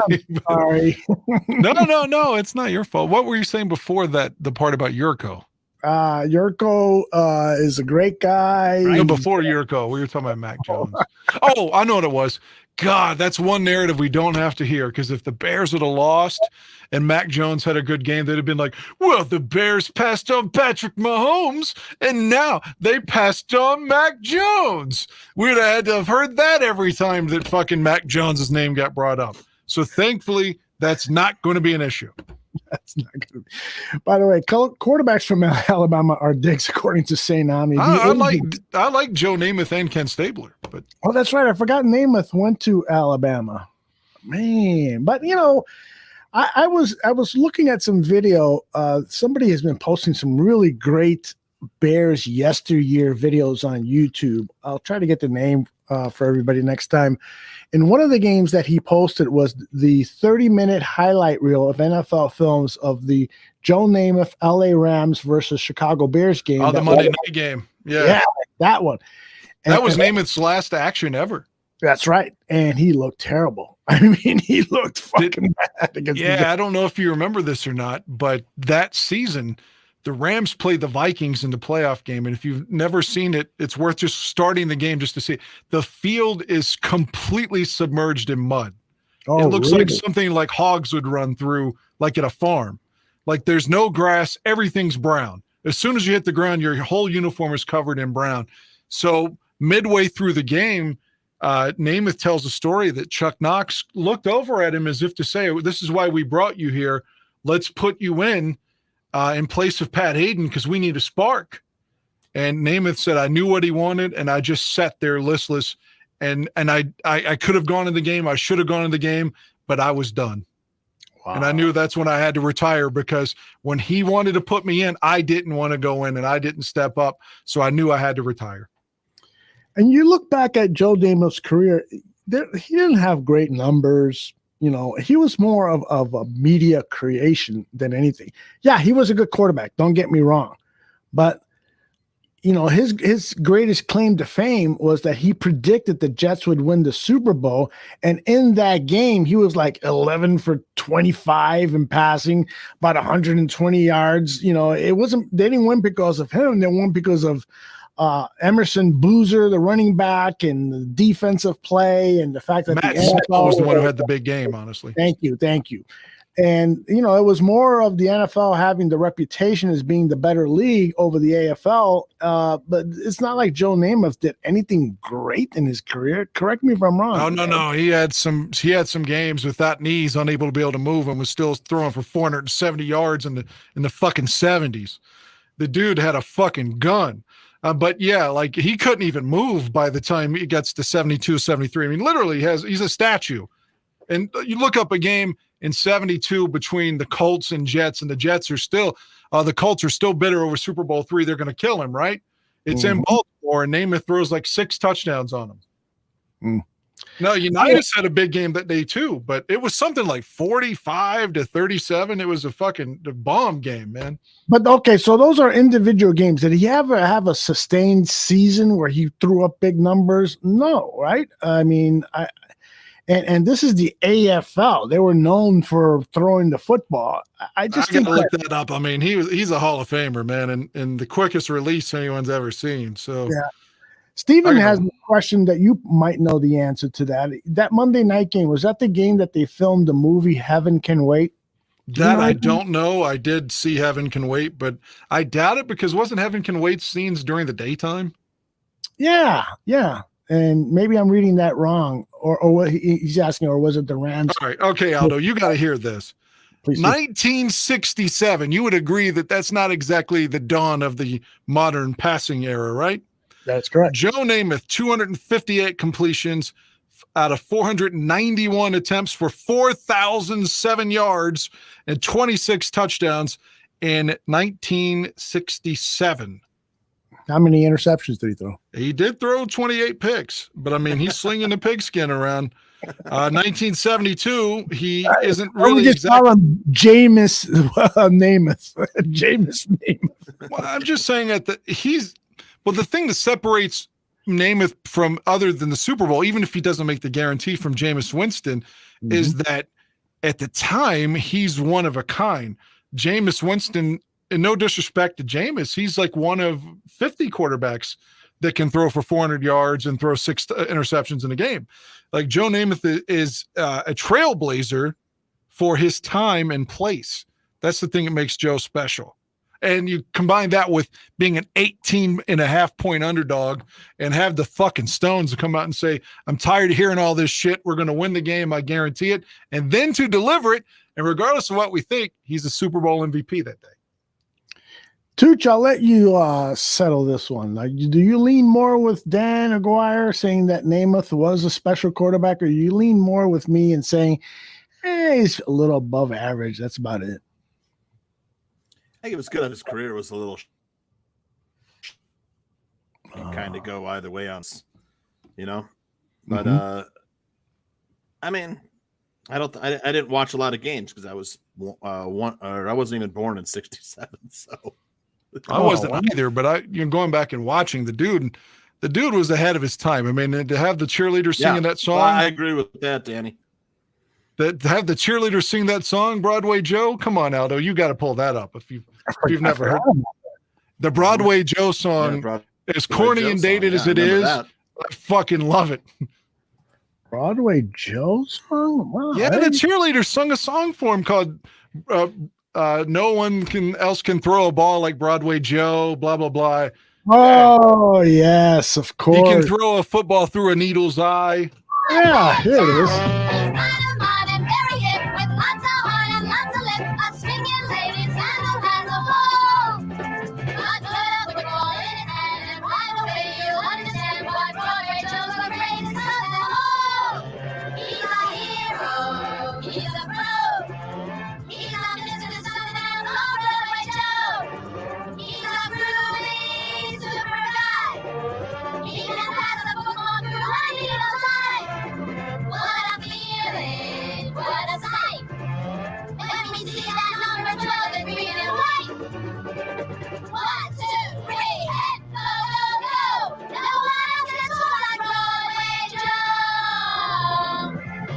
Legend. Yeah, that's enough of that. Jesus Christ, please. Wait a minute, how did I turn this shit off? He's a legend, dude. And the dude was making bank on pussy, man. Come on. He was. For that, I admire him. And he had a good talk show, too. I don't know. I don't like him as much as you do. And now you start trying to sell me fucking Medicare insurance or shit like that. He wanted just a little kiss from Susie Colbert. Just a little one.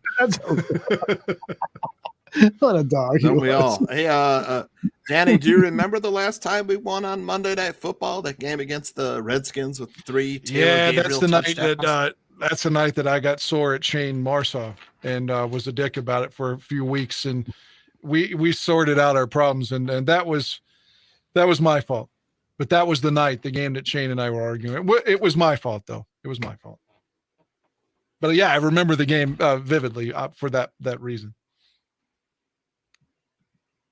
Where did Aldo go? This show falls apart without me. I gotta go take a piss. I do too. I'm next. We're the old men now. So someone made that comment last week. These old men, you're constantly going to piss. I'm just going this time. Tooch's connection is bad. Tooch, go away. Get reconnected. Get reconnected, Tooch. I can't believe you didn't think Namath, man. I got a Monday night game with he and Daryl LaMonica just fucking throwing the ball around in 72. Bring it with the highlights got, the whatever Apollo mission was going on that night, and you got Cosell doing the highlights at the half. It's fucking great, man. Oh man, I just think he's a bit overrated. I know enough about. You can't say he wasn't cool though. Oh, he was definitely cool. He deserved all that media attention. He was definitely a cool guy, but as a quarterback, he was all right. Tooch, how's your connection now? It's good. I don't know if it was me. I think it might have been you guys or the host. Really? Because you guys were sounding a little robot-y, but it could have been me. I don't know. It looks like I got a lot of bars connection, but yeah, I got a lot of bars too. I got a few tweets I pulled for you guys. Mm-hmm. Go for Got our buddy EJ. It's mine 49. The Justin Fields quarterback class tour. These are the ones that Fields has beaten this year. Oh, Man, one more. I watched. Yeah, I That's watched good. the Jets and Denver game at work the other night after the Green Bay Washington game on the NFL Plus app. Mm-hmm. I could be wrong, and you might be like, Dan, there you go. We lost to him.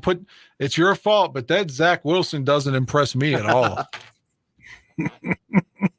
That's too bad that running back that they had just got hurt, man, because that motherfucker could go. And he had like a 75-yard touchdown just untouched and hurt his knee and is out for the season. But yeah, Zach Wilson, give me Justin Fields all day. Zach Wilson was BYU, wasn't he? Yeah, but man, he looks like he's no better than Daniel Jones. And I know the Giants are 6-1, but if you tell me that Daniel Jones is suddenly a Pro Bowler, I disagree. Swanky needs to hang out with Zach Wilson, get some milk. Where's Swanky at? I don't know. Here? I don't know. I'm going to piss. I'll be right back. All right, you go, and then I gotta go. If Swanky wants to pull some milfs, he needs to hang out with Zach. That would be the way to do it. Although he's coming to Chicago, Swanky is, and so I'm going to give him some tips. A barkeeper tutelage. Exactly. And then here's I know you guys mentioned this one earlier. Oh my goodness.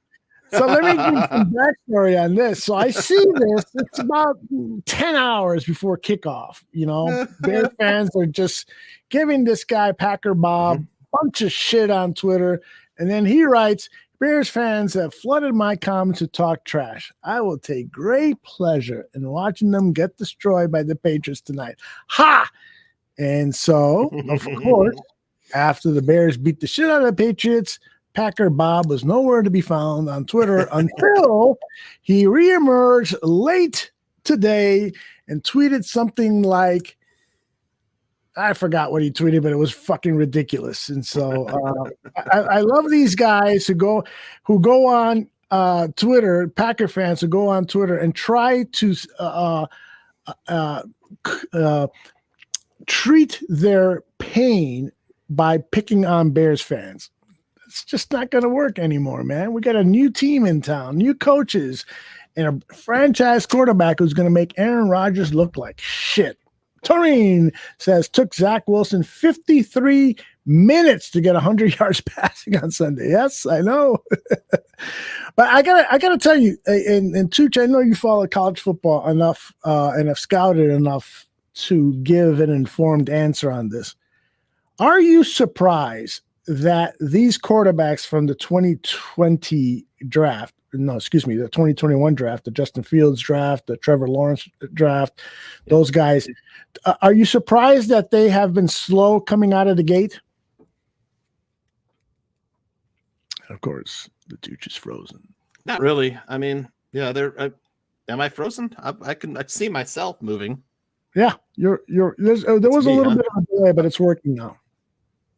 Okay, I never froze on my end, but yeah, not really. I mean, like I said, we talked about this last week about how it takes a while for quarterbacks to understand what's open in the NFL, and they can't hold the ball as long. They can't do this or that, and they can't digest the NFL playbooks, Just they might be in a different system, or it's different, But very, very rarely the quarterbacks just like light it up like Justin Herbert or Kyler Murray.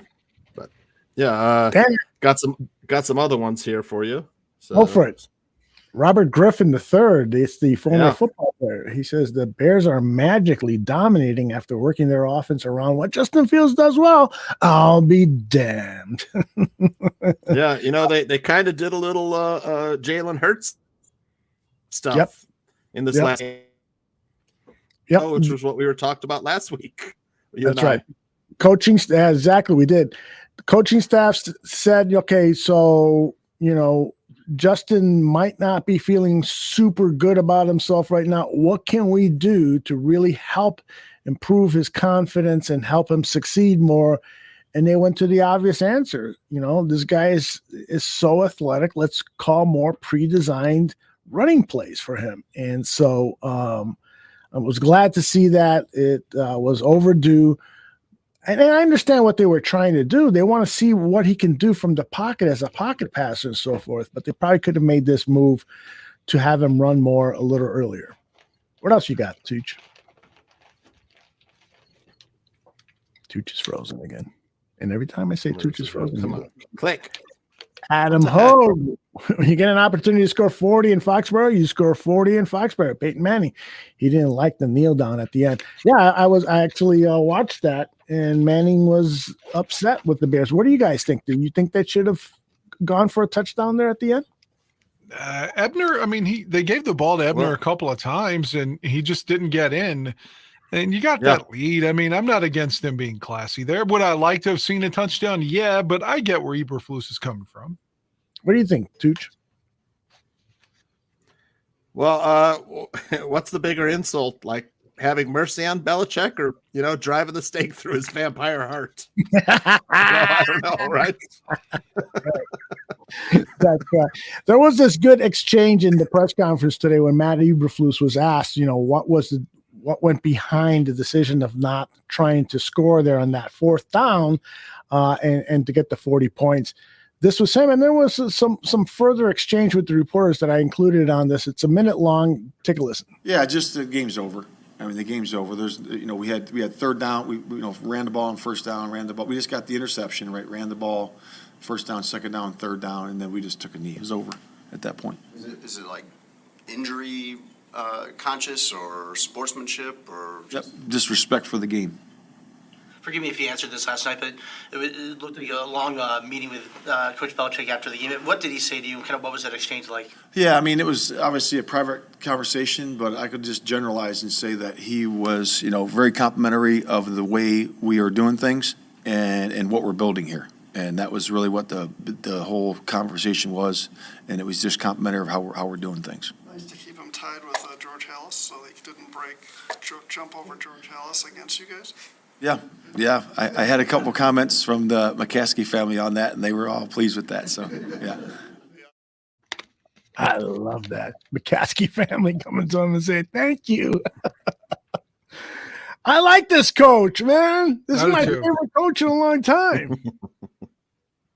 Definitely our favorite since Lovey. Oh, yeah. Without a fucking doubt. That's not saying much, though. Right? So true. Well, I just didn't want to discount Lovey because Lovey's so opposite of Ditka. And in some ways, Wani, too. Wani could get fiery. And I love both of those guys. But I also have a special place in my heart for Lovie Smith, too. Yeah.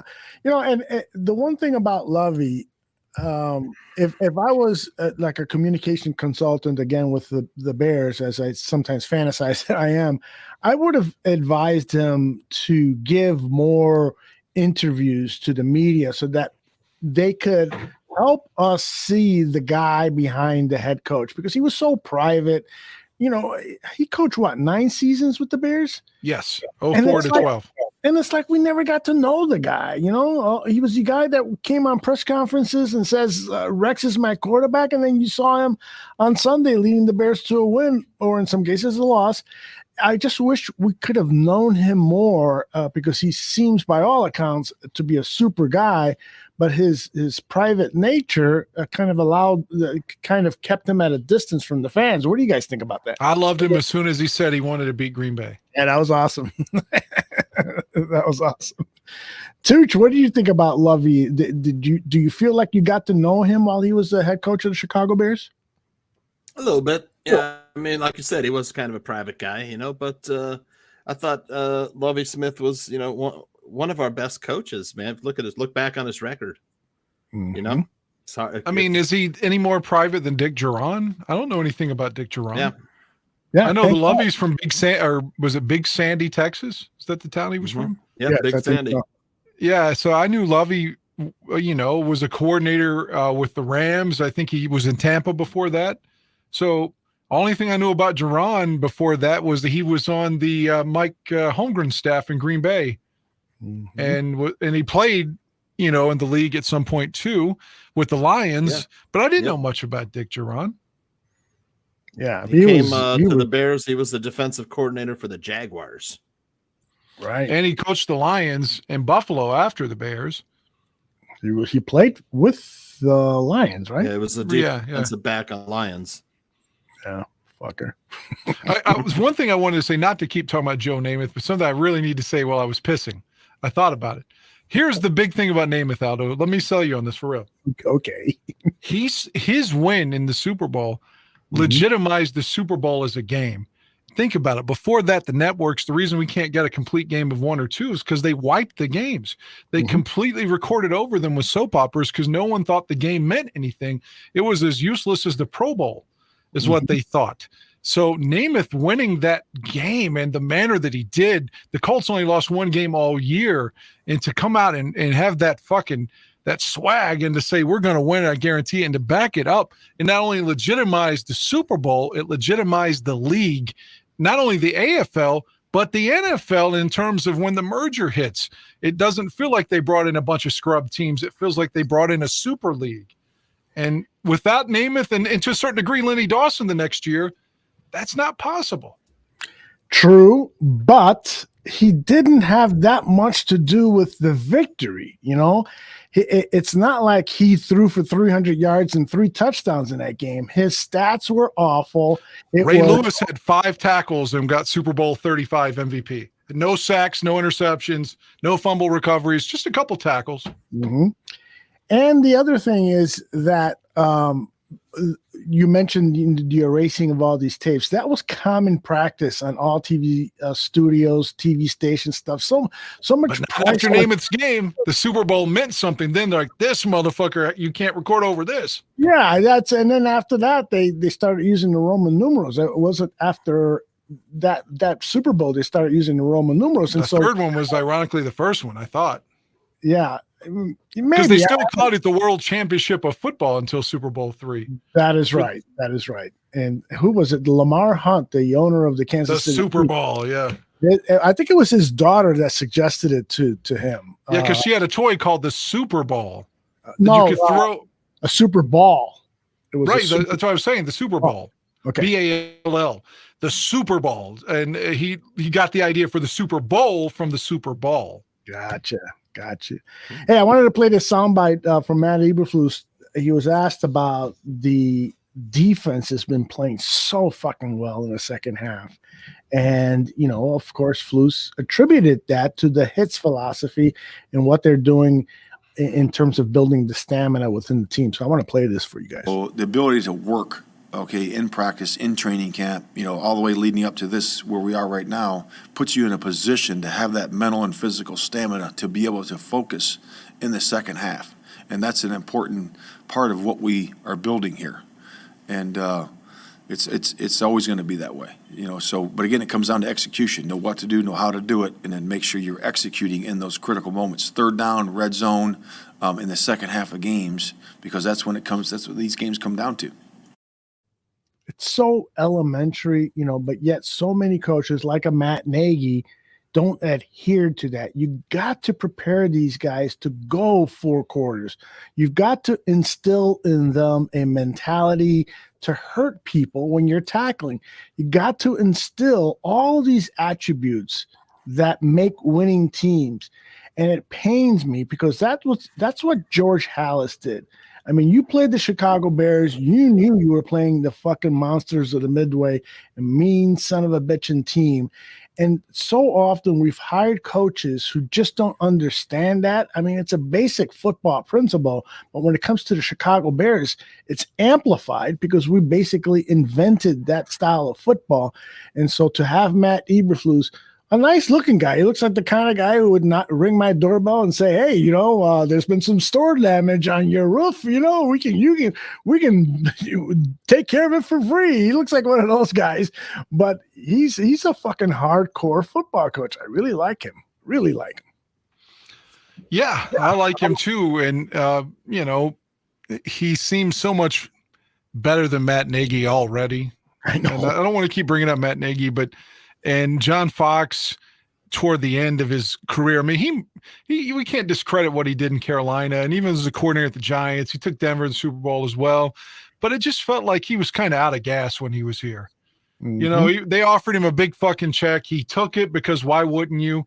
But it just felt like he was like he just didn't have it anymore. Agreed. And, you know, and Trestman's a better coordinator. If he could just focus on creating offensive schemes and such, he'd be so much better, you know, than having to be the head coach and having to do the press conferences and try to talk to the defense, and just let him work on the offense. So, yeah, in comparison with these other guys, is what I'm saying. Eberflus seems like a fresh breath air. Wait a minute, a breath of fresh air. He's easily the best coach we've had since Lovey. Although, again, you can't discredit the success that Fox had in the league. Yeah. All right, I gotta go pee. Can I trust you guys to have a conversation and not turn off, you know, not alienate our audience, not make them turn off our channel? I'm just kidding. I'll be right back, fellas. Hey, Tooch, I think we talked about this a couple of years ago. I can't remember for sure when we were doing I Have a Stream, but you remember the Val, that show about Keith Raniere, the cult leader on HBO? Nexium or whatever? Yeah. Season 2 just started. It's really good stuff. Way. All right. Yeah.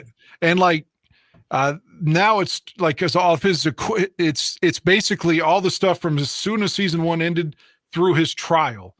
And like, they even had an interview with Nancy Salzman, who pleaded guilty. She was on there talking about it. So it's really fascinating. If you like the first season, I highly recommend what's going on right now. Nice. That's on HBO?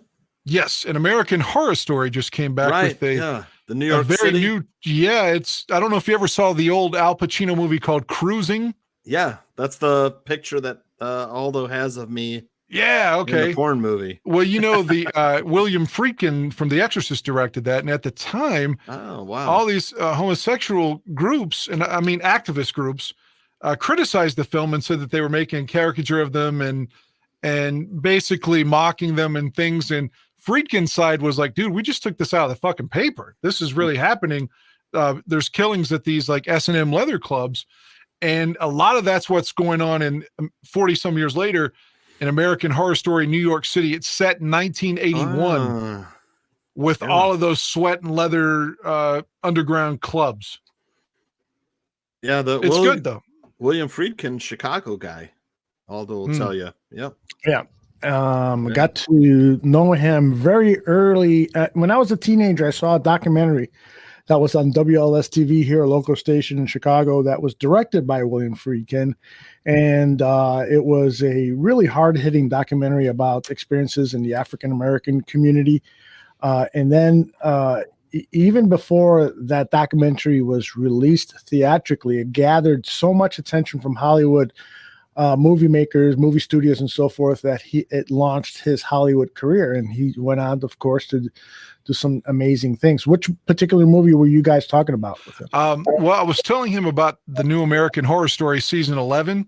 Mm-hmm. The story is very analogous to the William Friedkin Al Pacino movie called Cruising. Yes, I know that movie. Well, I was telling him at the time, if you read on Wikipedia, that homosexual advocacy groups thought it was disparaging them, and they protested the movie.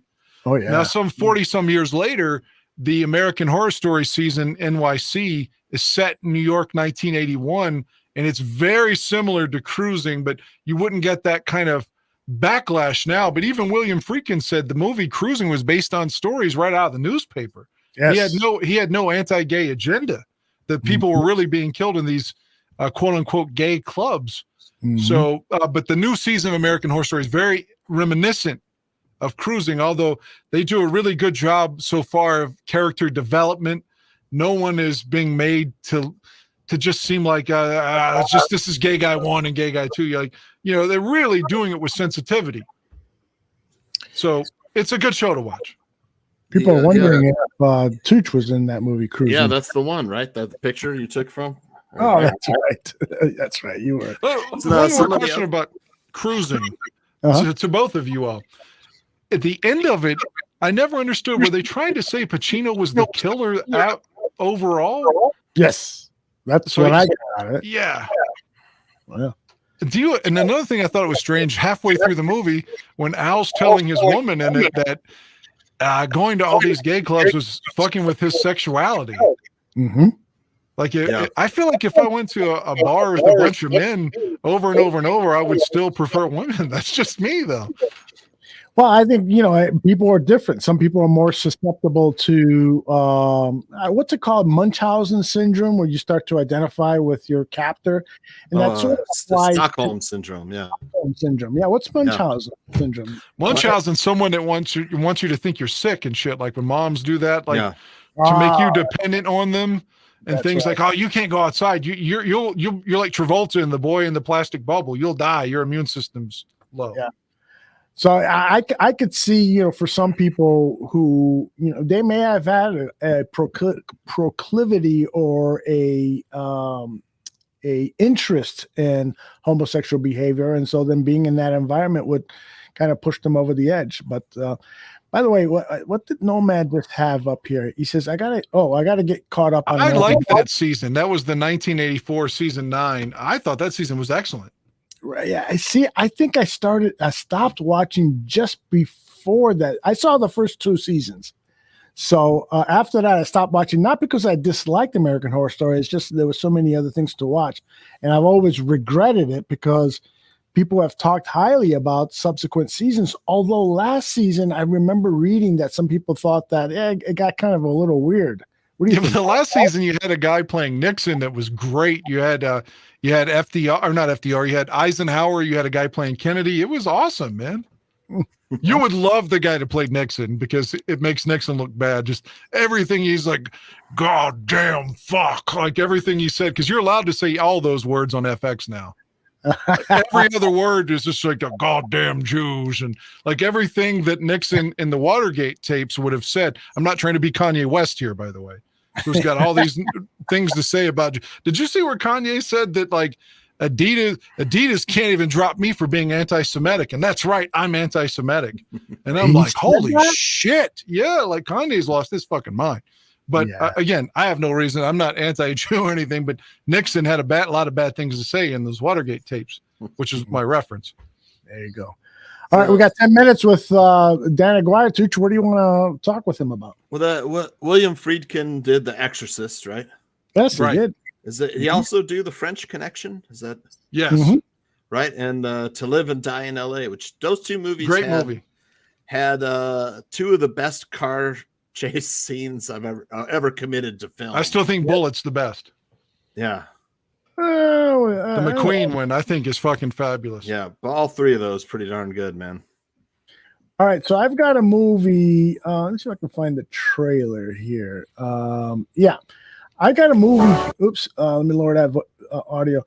I got a trailer from a William Friedkin movie that not a lot of people know about. It's called Sorcerer. You guys ever heard of it? Oh, I love this one. Yeah, Roy Scheider. Yeah, exactly. I didn't see this. I didn't see it. It's a great movie. Oh, my goodness, you really, really need to see. When is it from? It's hard to find though.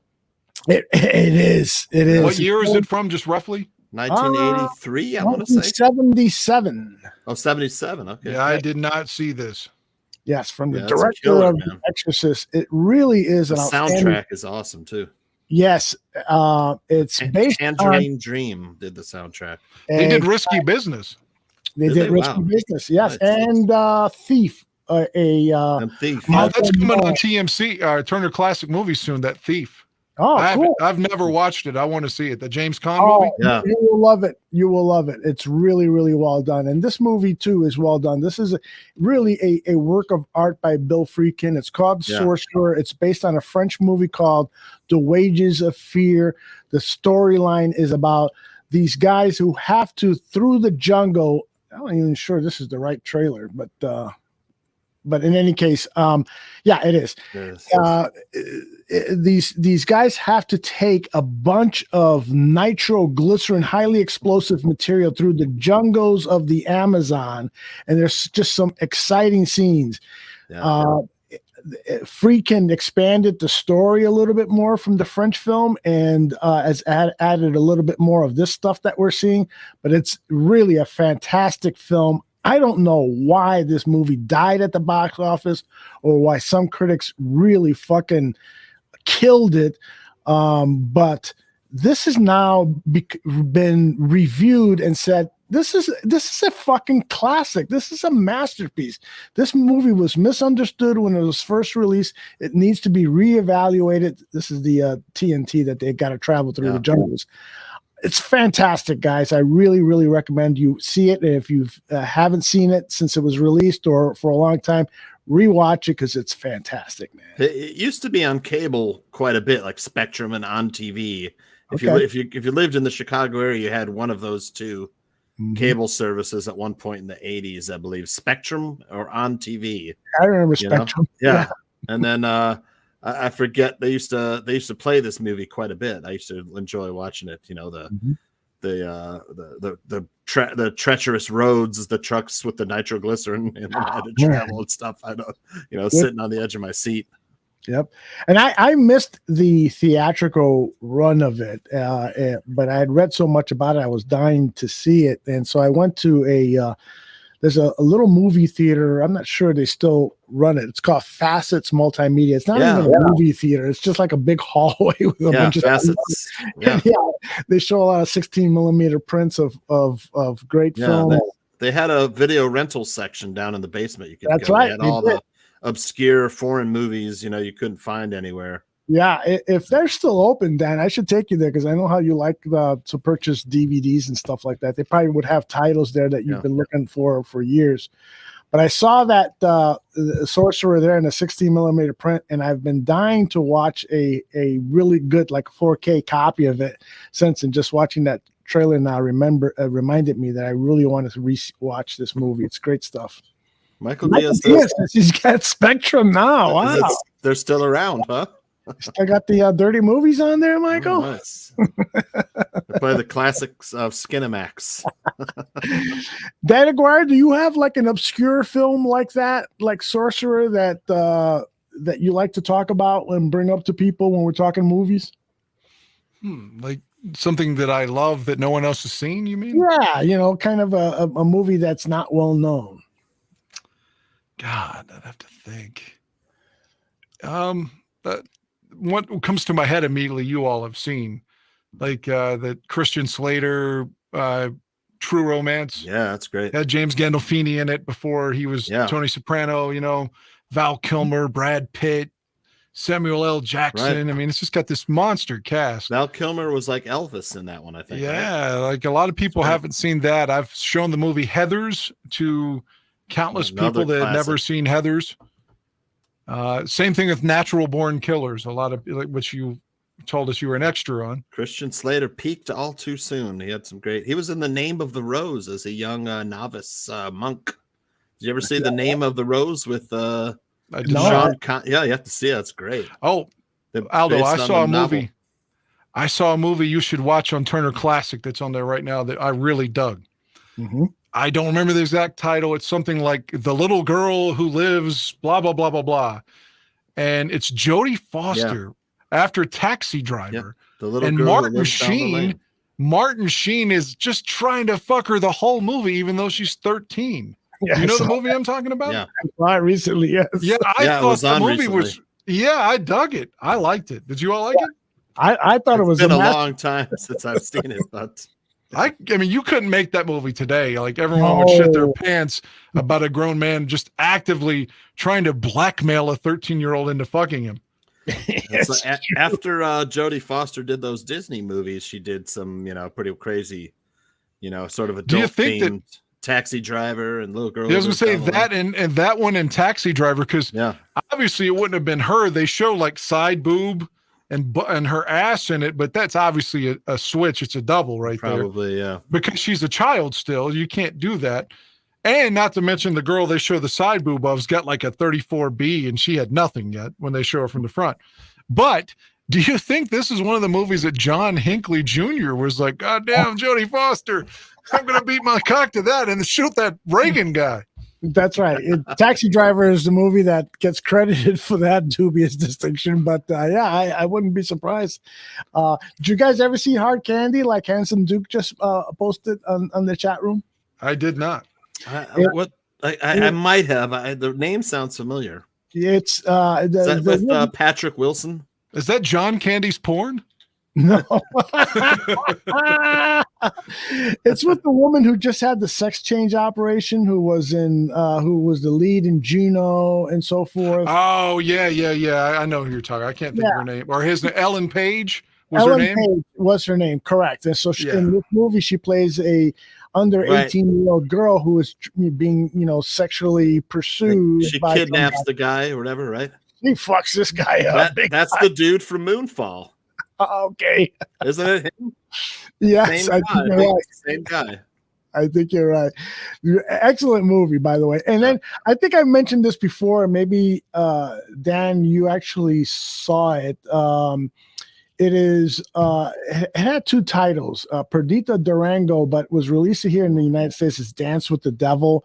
Rosie Perez is in it. The guy from The Sopranos, Gandolfini, is in it. Javier Bardem. Yeah, you sent me that one. Yeah, did you see it? Yeah, I watched it. I love this movie. Yeah, I liked it too. This is part of the reason why, is because Rosie Perez shows her butt in the movie. Yeah, I love Rosie. Javier Bardem guy is just fucking cool, man. Yeah, he is cool, and he's super cool in this movie, isn't he, Dan Aguirre? Yeah, for sure. I loved him in No Country for Old Men too. But yeah, it's great. That dude just comes across as having charisma just by looking at him, That's indeed. So this plot is like almost impossible to explain, and so it turned off some of the critics because it's a convoluted story. But if you enjoy movies with just like weird fucking shit going on and lots of sex and killing and stuff, this might be the movie for you. That was pretty good, man. Yeah, it's very well done, and the great chemistry with Rosie Perez and Javier Bardem, who play criminals. Oh, just saw some breasts there. So, pretty good stuff there. Tooch's attention was good. A little flash there. I love it. Tooch, you got a movie like that's obscure that maybe I was telling Dan he needs to see Blood and Concrete with Billy Zane and Jennifer No, Beals. I watched that one. I watched Did that you see on it? I watched it on Tubi or something at work. Okay, you found it. Yeah, it was on something free. It's like true romance-ish, Yeah, I mean, it was okay. Don't get me wrong. I didn't love it, but I liked it. You're right. Yeah. It is something that I would like. I can't remember who else was in it with Billy Zane. He was the lead. What's that kid's name? Pellegrino, Mark Pellegrino. But the lady, who was the lady? Jennifer Beals. Yeah, I love Jennifer Beals. Flashdance. Yep. Yeah. Very She was in a attractive movie woman. that for some reason that I liked it. I know was really awful with Sting called The Bride. Yeah. I've never seen that. Yeah, I don't like Sting at all, takeover. but I kind of dug that one for some reason. Yeah. They have a she comes, even though it was PG-13, Jennifer Beals is walking into a room without her panties on, and you see some bush. So I kind of, again, I've always thought Jennifer Beals was just fucking incredible. She is hot as hell, man. Flash. Yeah, she's so beautiful. Yep. Yeah, just I'm fucking with amazing. Dan, how much time you got left? I should go, honestly, but as I go, I'll recommend to you all the Netflix series where Evan Peters is playing Jeffrey Dahmer. Yes, right. I had my Jeffrey Dahmer story last week. You missed, Dan. Yeah, If you rewind last week's show, you'll hear Dan and Aldo and I talking about how we were had encounters with serial killers. Yeah, me, John Wayne Gacy, and Tooch with just about every other serial killer. That was just Dahmer. Yeah, I went to school in Milwaukee, so you met Jeffrey Dahmer? Well, I mean, I didn't know who he was. It was just some weird guy that looked like him, and people. He got kicked out of one of our parties with the dudes I used to hang out with at this house in Milwaukee, around where Dahmer lived, West Side Milwaukee, west of the university, and came to the keg party, was cruising, and the guys there thought he was too weird for the party and escorted him out. So, wow. Damn, Tooch, he could have eaten your heart. That's right. If he'd have known you were in cruising, you would have been a dead man. Yeah, if I needed money, and I might have done some photos, Polaroid photos. Yeah, those would be selling today. Yeah, good thing I worked construction over the summers in between semesters. Yeah, just like this picture says. Jesus, I forgot what I was just going to say, but it had. Oh, I remember. I told you, Dan, that I have not seen Dahmer, but that I thought Evan Peters would be perfect casting for that lead role. He's gotta be. He's solid as in. I didn't realize because I remember all the Dahmer stuff when I was like 10, 11, 12, whatever, and all this is breaking. But I didn't realize he had all these tics, like where he just said and just all these like just. He said everything he said. Apparently, he always had one of those things, and Evan Peters does that really well. Mm-hmm. You know, just trying to grasp like his tics. Mm-hmm. And I don't know if this is a spoiler or not. If it is, I apologize. I didn't know that he had just like, you know, turned himself over to God or whatever they do, like the baptism right before he's murdered. I mean, that was actually somewhat saddening to me that he felt his whole life he wasn't worthy of God, and he accepts God, and then the guy murders him. Which, I mean, are you going to feel sorry for the murderer? Of course not. But it's still, I mean, in a complex story, it's something worth considering, the irony. Yeah. There's some tragedy there for sure. No shit. And he just admitted, like, at least the way it's presented in the show, he's like, no, I deserve death. Like, I did these terrible things, and I'm responsible. For the movie? Renewable? Well, versus like, you know, you mentioned John Wayne Gacy, somebody like that who defiantly just would deny like all of his crimes, you know? Yeah. I could picture Dan Aguirre enjoying a movie like Blue Velvet a lot. I didn't like Blue Velvet. Really? I like Kyle MacLachlan. Wild at Heart. Wild at Heart was okay. Maybe I should watch Blue Velvet again, but I just didn't really like it. Love Twin Peaks. I liked Lost Highway, even though I was like, what the fuck's happening? But yeah, Blue Velvet, again, despite liking Kyle MacLachlan, I couldn't get into that film. I don't know. I love that movie. I love Dennis Hopper with Frank Booth. I'm gonna fuck you, yes. I just couldn't get into it. I don't know why, man. But I got to go to work, unfortunately, gentlemen. All right, I'm sorry about that. But it's been my pleasure again, and I'm sorry that it couldn't be on last night. Last night? Oh, don't worry about that. You were great in the limited appearance that you had on Good Football last night. And let's get back to 500 Sunday. All right, brother. Take care, man. All right. Well.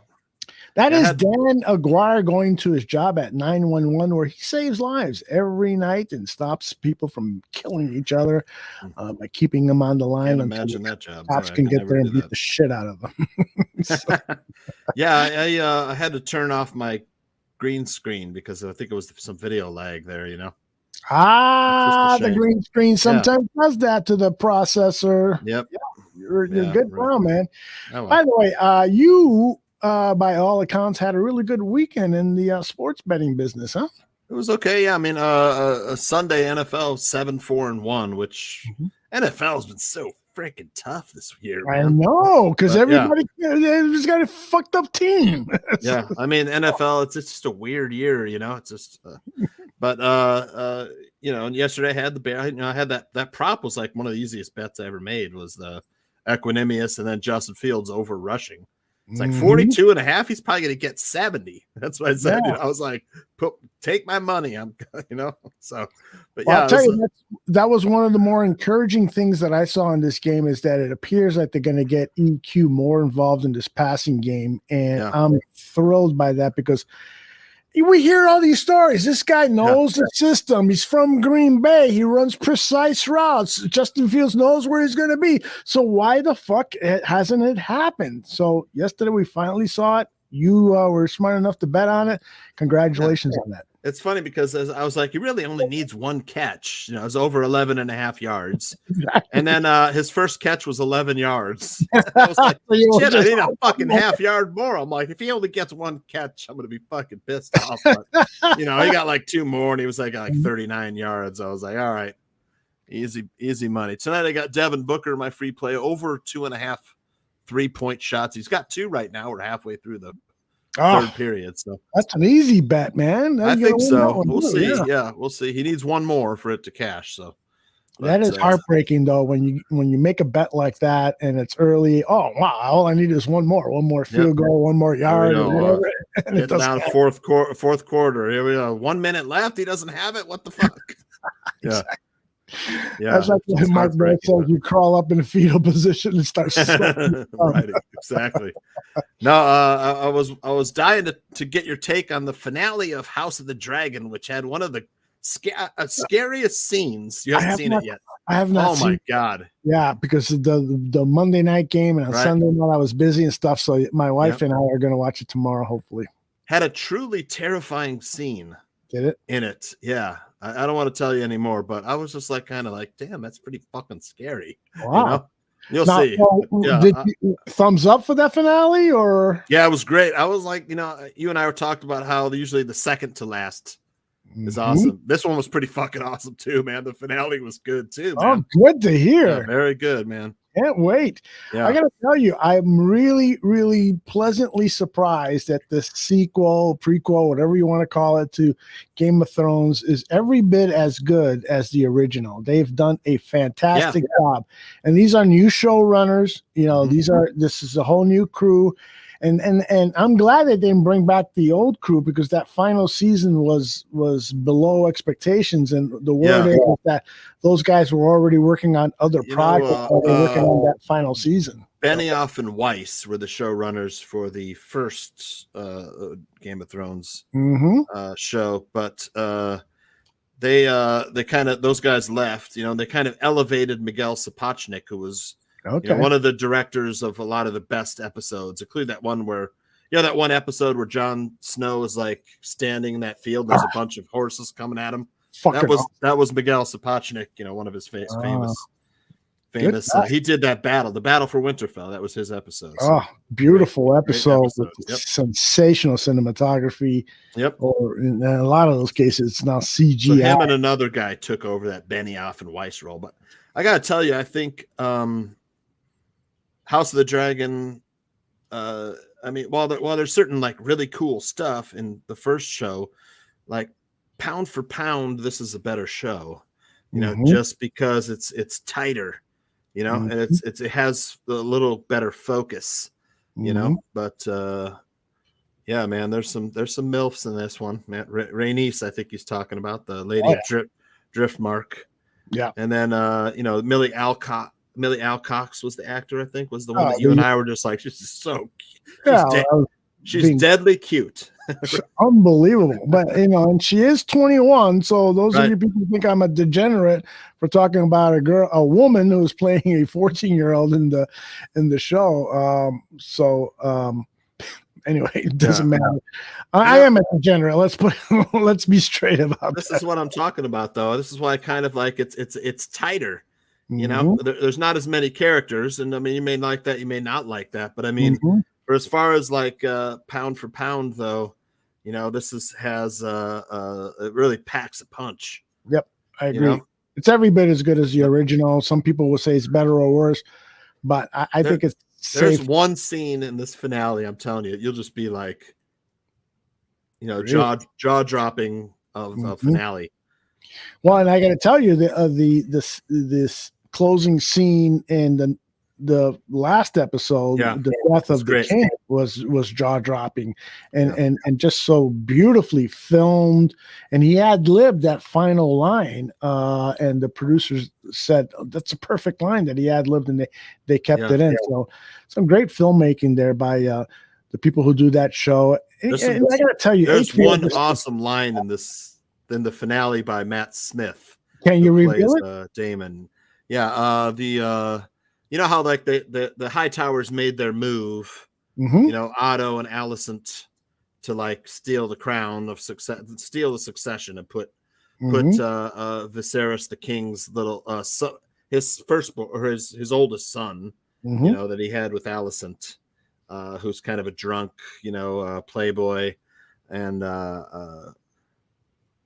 he comes to Dragonstone to talk to Rhaenyra and says, "Hey, look, we want you to bend the knee to, Aegon, and your one son could be his cupbearer, the other one could be a squire, And Matt Smith's like, I'd rather feed my kids to my dragon rather than my sons be a servant of your drunken cunt of a son. Or Oh, that line got even better. Fucking hilarious, man.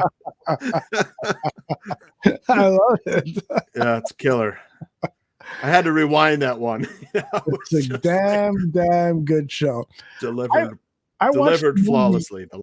I watched the movie called X, a horror movie. Right. Have you heard of it? Did we talk about Yeah, we talked about it last week. I Oh, want to okay. see it. I haven't seen it yet though, but I did see another movie. I don't know the name of it, but it has Joel Edgerton and Sean Harris in it. Yeah. It's really. Do you know that one? I'm pretty sure there's something out with Joe Edgerton that I've wanted to watch now. It's been out for about a year or so, hasn't it? I don't know. I thought it was 2022, but it could be. Let me see if I can find it. Joe Edgerton is It IMDb. takes place in Australia, and which is where he's from, isn't he? He's from, and Sean Harris is British. Is it 13 Lives? Or it's Master? It's called the Stranger. Oh, okay. And he's been good. Edgerton plays a undercover police officer who his assignment is to get close to a person who they believe is a serial killer. Mm-hmm. You know, who abducted this child and murdered him and disposed of the body and stuff. That's it. And man, it's very haunting because it's very. I mean, like the performances are fucking killer. Like Sean Harris is great. He's like this disaffected, like weirdo who, you know, has been in and out of prison and stuff. And he may or may not be this killer that they're looking for and stuff. And it's driving both people nuts. You know, Joel Edgerton, he can't take it. You know, and there's other undercover police officers. They set up this like crime ring and they bring Sean Harris into it. To sort of, it's an Australian movie, Stephen. Yeah, they try to, rope him in. It's total entrapment. I don't know what's legal. It wouldn't fly in the U.S., but still, it's really good, man. It stuck with me for a little while afterwards, but it's so well acted, man. Both guys, Sean Harris was fantastic. He is a good crazy actor, St. Omni. Yeah, he's got that gravelly, scratchy voice. I don't know if you know the actor I'm talking about. Yes, I do. Yes, I do. Excellent actor. Yeah. Joe Edgerton has been busy. He's got 4 projects, 2022 projects. I know you and your wife like those police procedural movies. Oh, right? yeah. That's why I mentioned it because it is a police procedural movie. And it just all right, good. It has some like excellent performances, man. Mm-hmm. Yeah, we have to wait till 2024 Amazon Prime for a second season of House of Dragons. Yeah, so sad. I was like, you know what? It's like that when this last episode ended. And like I'm telling you, it had one fucking amazing, scary, terrifying, better than Halloween scene of sheer terror. I was just like, damn, I wish they had fucking filmed the whole thing and just give us like 30 fucking episodes. You know, it's like, come on, man. I don't want it to end, but yeah, it was great. Mm-hmm. Yep. Wow. You got to wait till 2024, says Bird Dog. Oh, yeah. 2024. Yep. Yeah. So getting back to the great game of football and the Dallas Cowboys, I know it's still too early to chart that game, but what are your early thoughts on that? And the 10 points that the Bears are getting? I mean, I don't think the Cowboys should be favored by 10 points. I'll tell you that right now. Is that what it is right now? Give me the Bears plus 10. Yeah, exactly. Yeah. But I mean, look, last show, Aldo and Tooch we were selling off the team. Fire sale, it's like right. We were like, what can we get for fucking Quinn and Roquan and Eddie Jackson, fucking, But it's amazing what a win did. But I mean, look, where was this team before this game? Where were they? And they had a little extra time to prepare. And of course, we talked about how the collective bargaining agreement is sort of watered down the NFL season, and a lot of time that's a lot of the reason why it's been hard to gamble on. I mean, it's like so watered down. I mean, it's like the Falcons who'd covered the spread in every game this year, they get blown out in Cincinnati, and then the Patriots who'd been, surging, they get blown out at home. It's like, what the hell? So it's a really hard football season to handicap. So I haven't really been betting on a lot of games. I have to really, like I said, I have to really like a game now to bet it. Well, it's the smart way to bet. It really is. Yeah. I mean, I love that Equinemius play last night, man. I was just like, give me that. I'll hammer that one, and the Justin Fields over rushing. That was my favorite two bets. I was listening a little to ESPN 1000, and Randy Merkin was talking about how he bet on both Chicago teams to beat the Boston teams last night. The Bears to beat the Patriots and the Bulls to beat the Celtics. And you bet $10, you would have won 100, and he did. $160. Yeah, 160. Was it 160? Wow. Yeah, because Steven Zimmerman.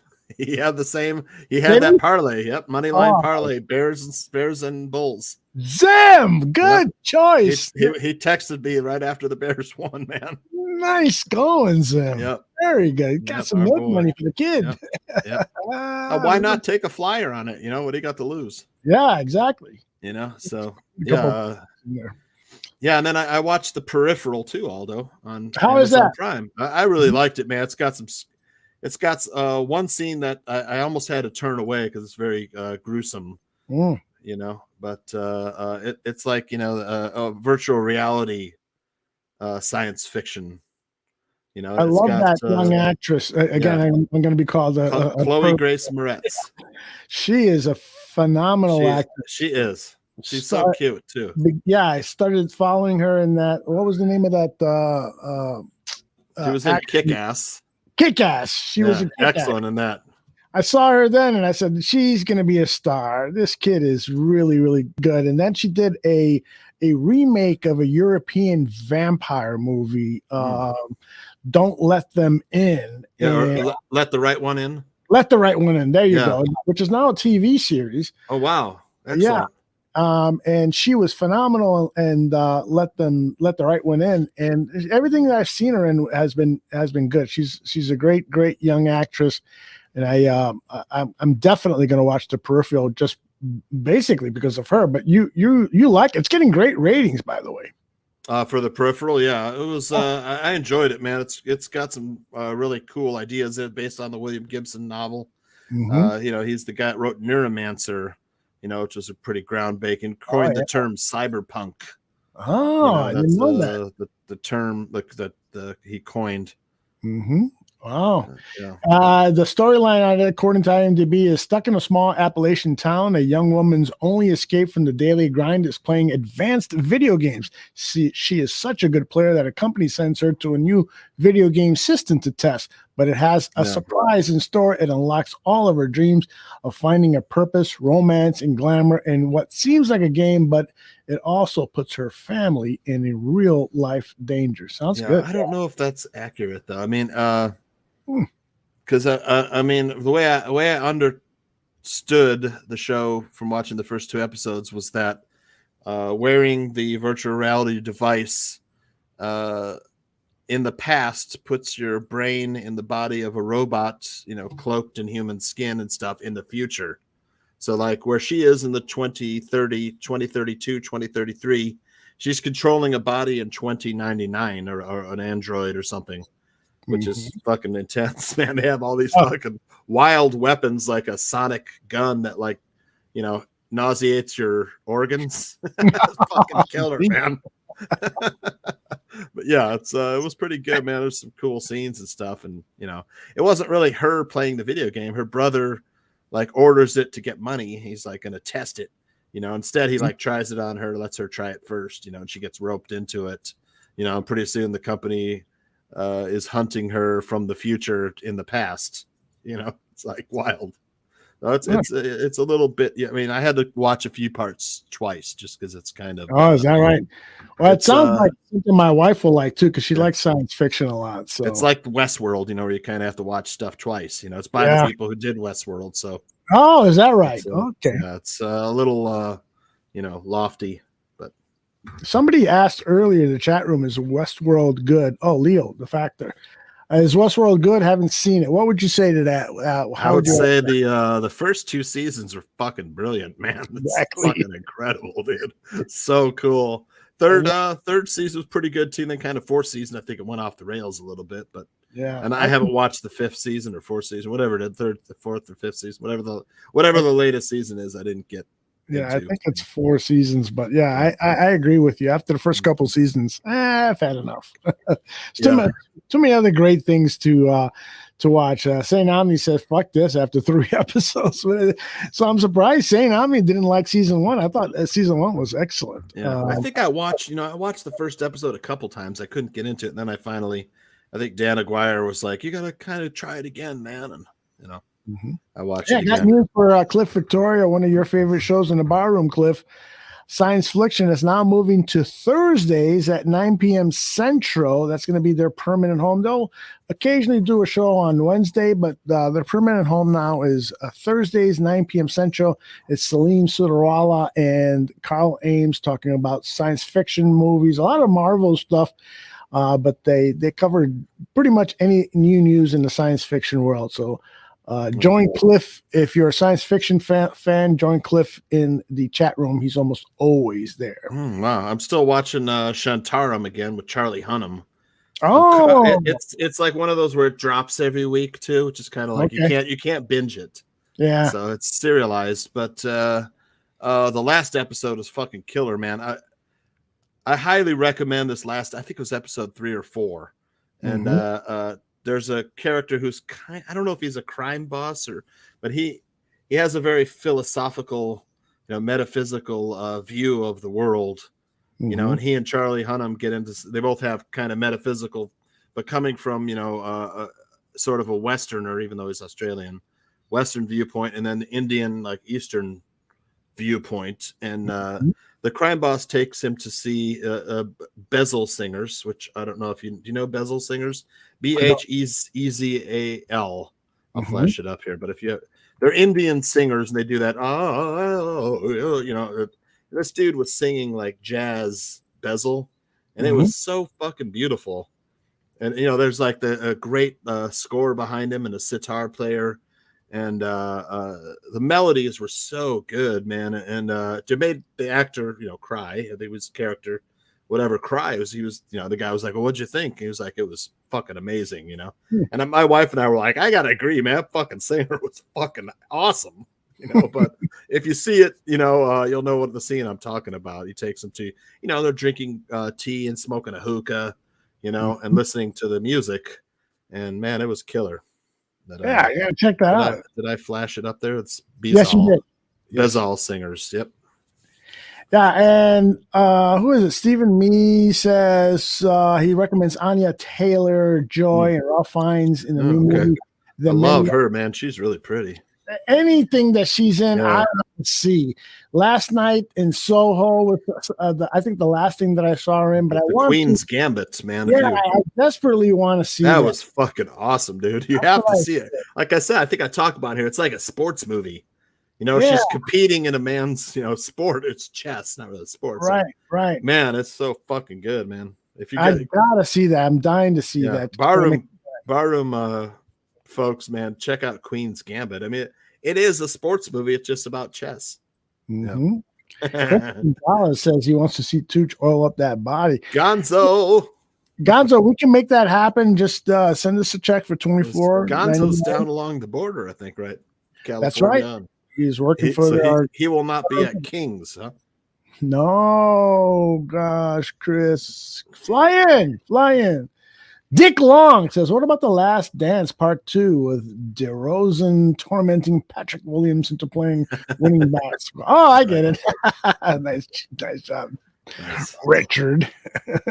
All right, it is time to pull the trigger, pull the plug on this episode of Dan and Aldo. I wanted to ask you, though, before we go, the Bears played, excellent in all 3 phases last game. They had a good game plan. Of course, they had like I said, they had a couple extra days to prepare. Defensive game plan was great. Offensive, they like I said, they got Justin out of the pocket. They had some designed runs.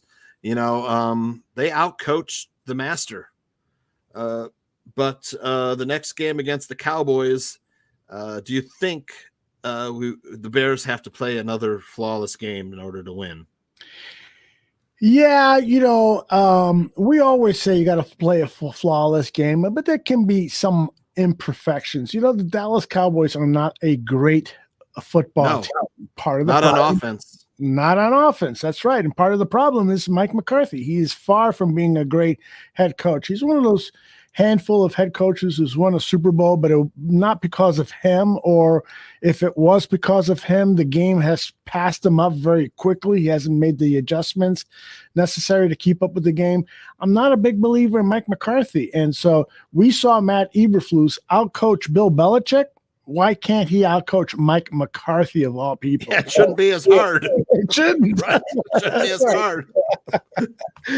So I'm dying. I can't wait to see this game. It was funny putting together those clips from the national media, Tooch. So many of these people in the national media say, I can't wait till Sunday. I can't wait to see this Bears Cowboys game. I can't wait. I can't wait. Yeah, they didn't say that a week ago. Just like you and I were selling the store with this team. Things have changed quickly. And I want to, next week we should talk about this longer, me, you, and Dan. There is a thing with us fans, about instant gratification. And so if they lose one week, they suck the fucking, fire everybody and so forth. They win. Wait a minute, we're going to fucking Super Bowl. We lost 3 in a row, though. That is true. That is true. We're allowed for a little buyer's remorse. That is true. But yeah, a win will make you 180, spin you 180. Yeah, I do think that we tend to overreact and to rush to judgment many times with sports. We had to make that distinction, though, Aldo. Like, we had to say, look, we're not firing Eberflus and Poles yet, but if I made this point on the tailgate show on Sunday, I was like, if you're gonna fucking judge Justin Fields harshly, we sure as hell could judge Eberflus and Poles. If you're gonna give Eberflus and Poles a pass, you better fucking give Justin Fields a pass. It's very true. These three, they're intertwined through fate, destiny, whatever the fuck it is. They're intertwined here. They're all, this is basically all of them their rookie years as in their respective positions, head coach, general manager, and starting quarterback. I mean, we're not going to count Nagy because, that fucking weirdo, he wasn't a coach. He wasn't a head coach, something else, bad hire, go away, but if you're going to judge Justin Fields, we better we're gonna judge the other guys too. If we're gonna give Fields a pass, we're gonna give Poles and Eberflus a pass too. But the distinction that Aldo and I made last year is that we're not firing them; we're just simply judging them up to this point in their in the season. And that's giving them a grade. After 7 games. Exactly. 8 games, they'll give them a mid-season report card or whatever. Just like if you were in school. You get your mid-semester, mid-year report card. Mm-hmm. He is John Santucci. He is the lead producer on Weekend Sports Betting Tips, which you can find here on the Barroom Network on Saturdays. Do you guys, your start time varies a little bit, right? Yeah, it's hard because Sean and I are both at Central Time. So, and then, Sean goes right to his show right after our show. So he's usually just like, he's gone. We cut it right at, quarter to 11, which is when he starts winning free picks. And Anthony and Sean gave out winners. I have not. I don't think I've posted a winner on that show yet. Is that right? Trying to give out good plays for the Barflies. I just like, Well, don't. Yeah, I just keep picking the wrong one, But you'll get through this. Don't worry. I'm going to give you all the encouragement you need. But so make sure you watch Weekend Sports Betting Tips. Ignore Tooch's picks for the next couple of weeks. Take Anthony and Sean's over mine until he gets on a roll. It happens to all handicappers. It happens to all of them. So it's a great show. It really is. And I want to let people know that tomorrow, we have a slate of programming, and it all starts at 11 a.m. Central. Gabriel talks football, GTF. We're going to go 90 minutes. Is he going to be there at Kings? No, huh? No, unfortunately, he can't. He's got a family commitment that day, but he will be here tomorrow on the Barroom Network, 11 a.m. And then at 2 p.m., it's Bar Down Hockey with Vinny Parisi and Frank Mueller. At 7 p.m., it's Buffon 55. We're going to talk to RJ Ochoa, who is a blogger with Blogging the Boys, so he knows everything about the Cowboys that we don't know. He's going to share that with us. And, of course, John has his fabulous 5 B55 questions. He rants like nobody else. Fantastic. And then there's a special episode of Bare Truth that Danny Shimon and myself are going to break down some Justin Fields tape and talk about his mechanics. Nice. Talk about what we saw in this week's game. And when I say we saw, it's going to be mostly Danny's with his expert analysis of that. So we got a full slate of programming here Wednesday on the Barroom Network. So I got a real quick, like last Bears State of Affairs, I went back and listened, I was like, because they were saying I had rose-colored glasses on Fields, and when I went back and listened, it said it was the greatest. It sounded like the greatest, but I said grittiest performance because it really was fucking gritty. You're absolutely right. The kid got his guts stomped out, and he, you're not going to beat him. You're going to beat him down. He's going to show you that you haven't beaten him no matter what. Doesn't matter if he's hurting. He's not going to show you that you've, hurt him, whatever. And I just love that about him. I said on the tailgate show that if you cannot respect that or admire that, you shouldn't be a Bears fan. I agree with you, brother. 100%. I'm so glad you said that. Yeah. So are you going to be on the tailgate show again next week? Yeah, I usually come on for the last half hour, because I've got Anthony and I do Pound It Live, which is his show.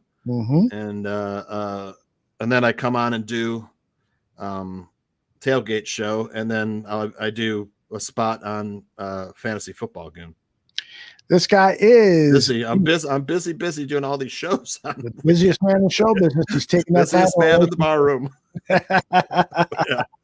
I want to thank everybody who's been watching us live, and those of you who are watching on demand or listening on demand. Thank you all very much. Let people know what we're doing here. Let them know if they want a show with degenerates talking football and sex and farts and all that stuff, that this is the show for them. Then and all their better souls with Johnny Santucci. Tooch, you're the absolute best. We'll talk to you soon. Okay, brother? Yep. See you soon, Aldo, too, in person. All right. Yes, all right.